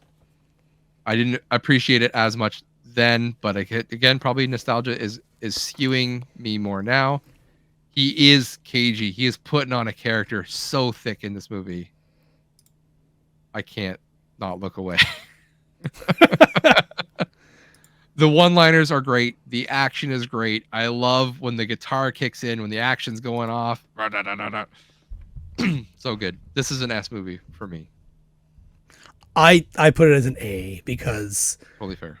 I think you're speaking a little bit from nostalgia, is my guess. I am. Okay. It is skewing. Which is why this movie is recommended by Josh, and I did my points accordingly. But you've seen Con Air before, haven't you? I've never seen it, no. What? Okay, take your extra point. That's fine. Take your extra point. Like, again, I think I maybe walked in on my parents or my brother watching this movie, and I saw, like, the very end or something like that. Because I remember the plane crashed. That's all I remember is the plane crashed in Vegas. Yeah. Oh, that was the funny thing, because he had leaving Las Vegas 2 movies before, and then 2 movies later, he's back in Las Vegas crashing. Of course he is. It's Nicolas Cage in Vegas. So, speaking of that, I took it upon myself to go out and search for, I don't remember if I heard about this somewhere first, but search for Nicolas Cage podcasts. Okay. And I came across a lot of Nicolas Cage focused podcasts. One of which I have listened to one episode of. I was going to say, give me a good one, because there's probably a lot of bad ones out there. This one so far is good, called the Coming of Cage podcast. Okay. Like Coming of Age, Coming of Cage. I like it. I listened to the Lord of War episode. Okay.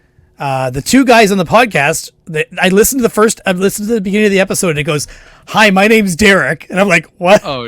And the other guys, "And my name's Matt." I'm like, okay, okay, it's not Derek and Josh. That would have been weird.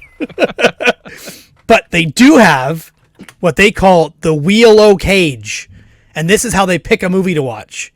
Okay. They put, I think, 14 movies on a wheel and spin it with a randomizer type thing, and that picks the movie for them. Okay. And then they also have a Cage-O-meter that they rate each movie with. Okay. To say how good of a movie it is and how cagey of a movie it is. Oh, perfect. And then they have another thing. Oh, I forgot to write it down. There it is. Cage-O Bingo. And it's basically like tropes of Cage.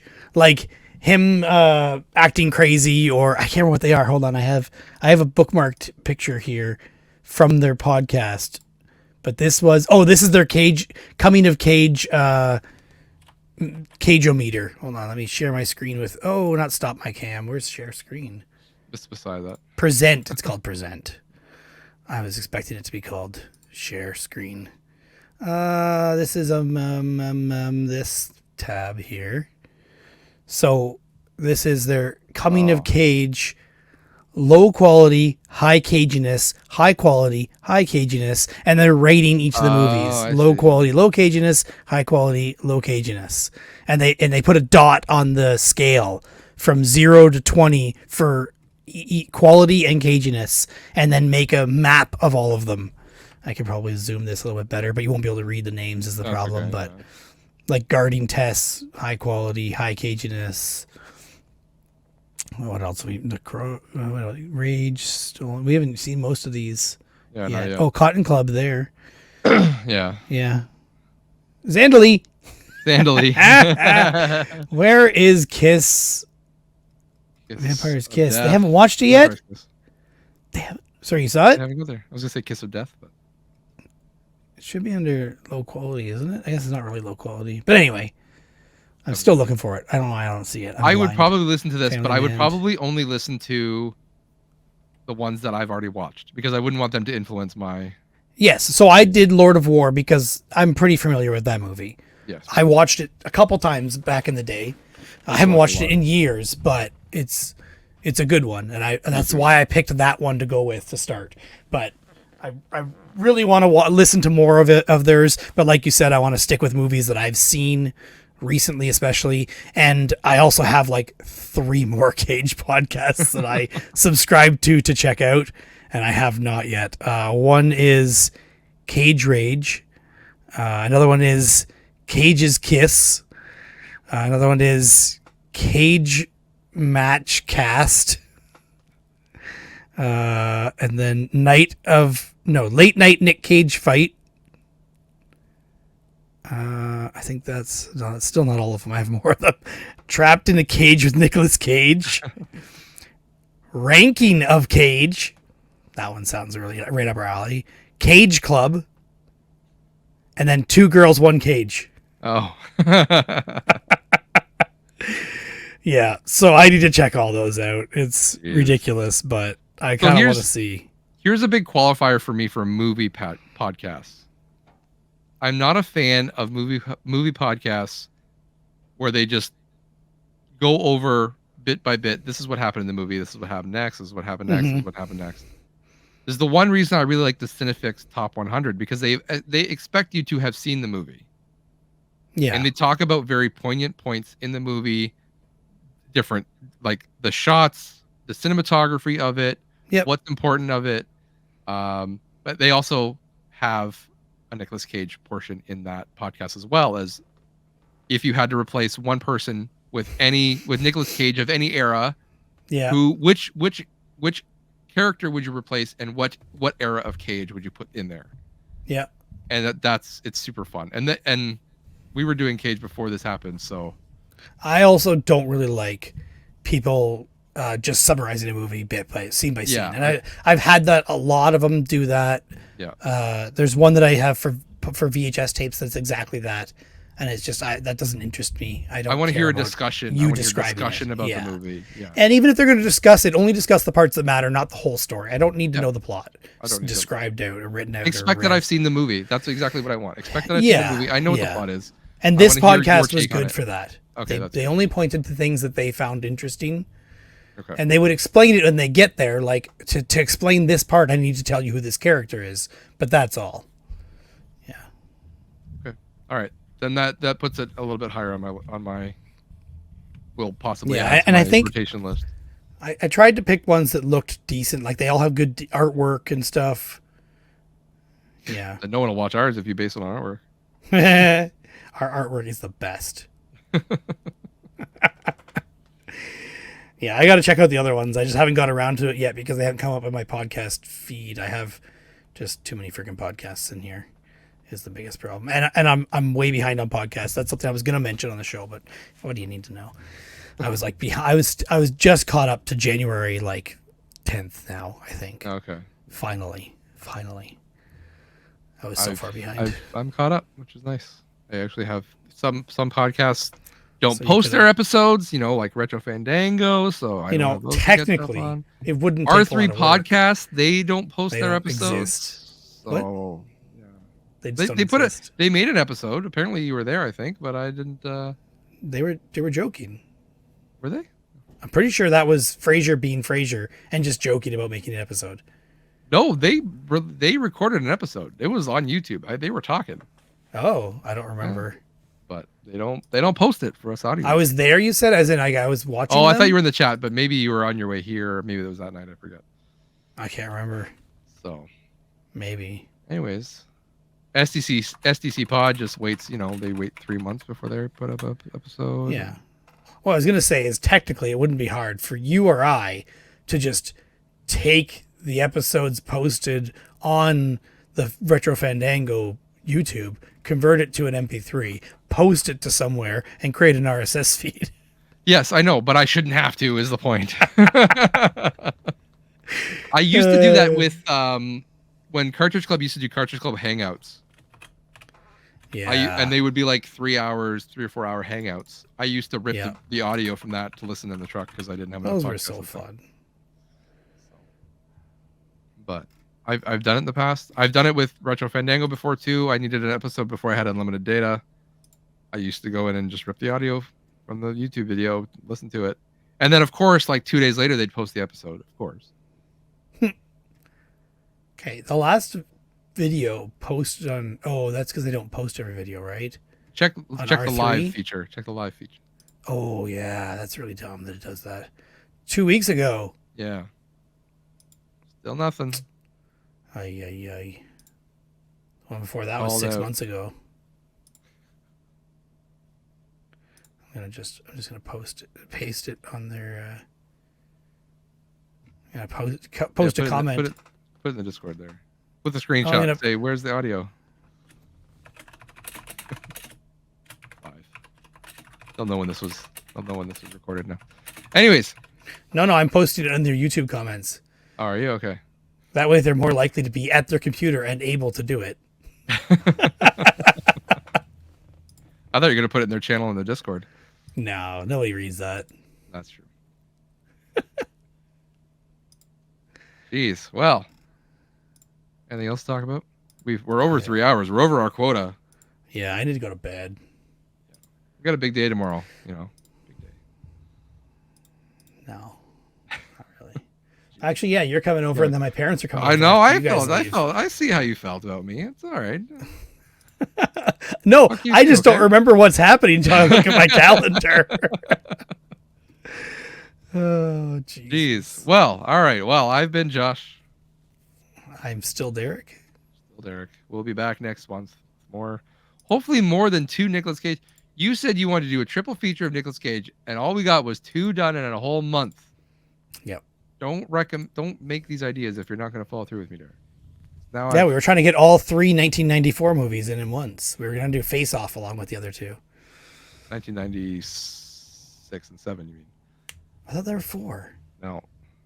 6 was The Rock, and 7 was Con Air and Face Off. Oh. Okay. I'm remembering wrong then. So if we're watching Face Off, we got to get on that soon because my wife actually said she's going to watch City of Angels with me. So. I don't even know City of Angels at all.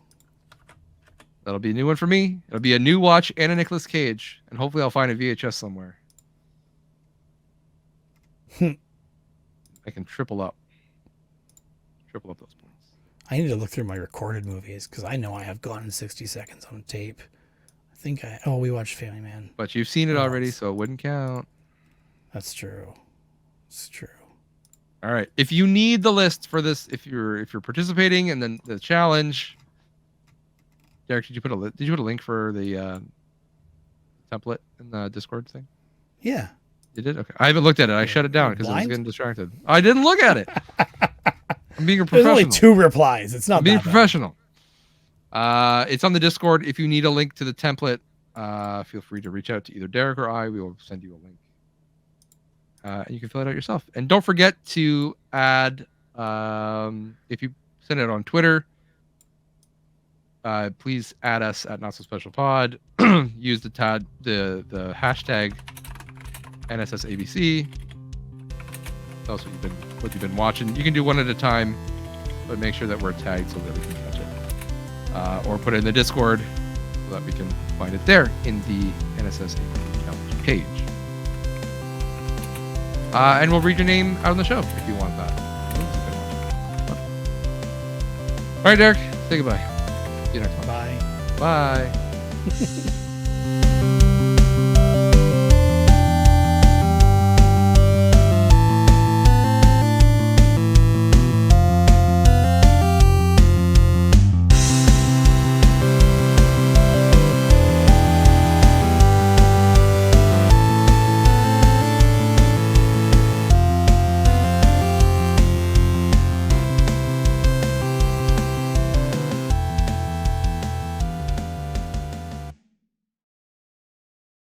Babies.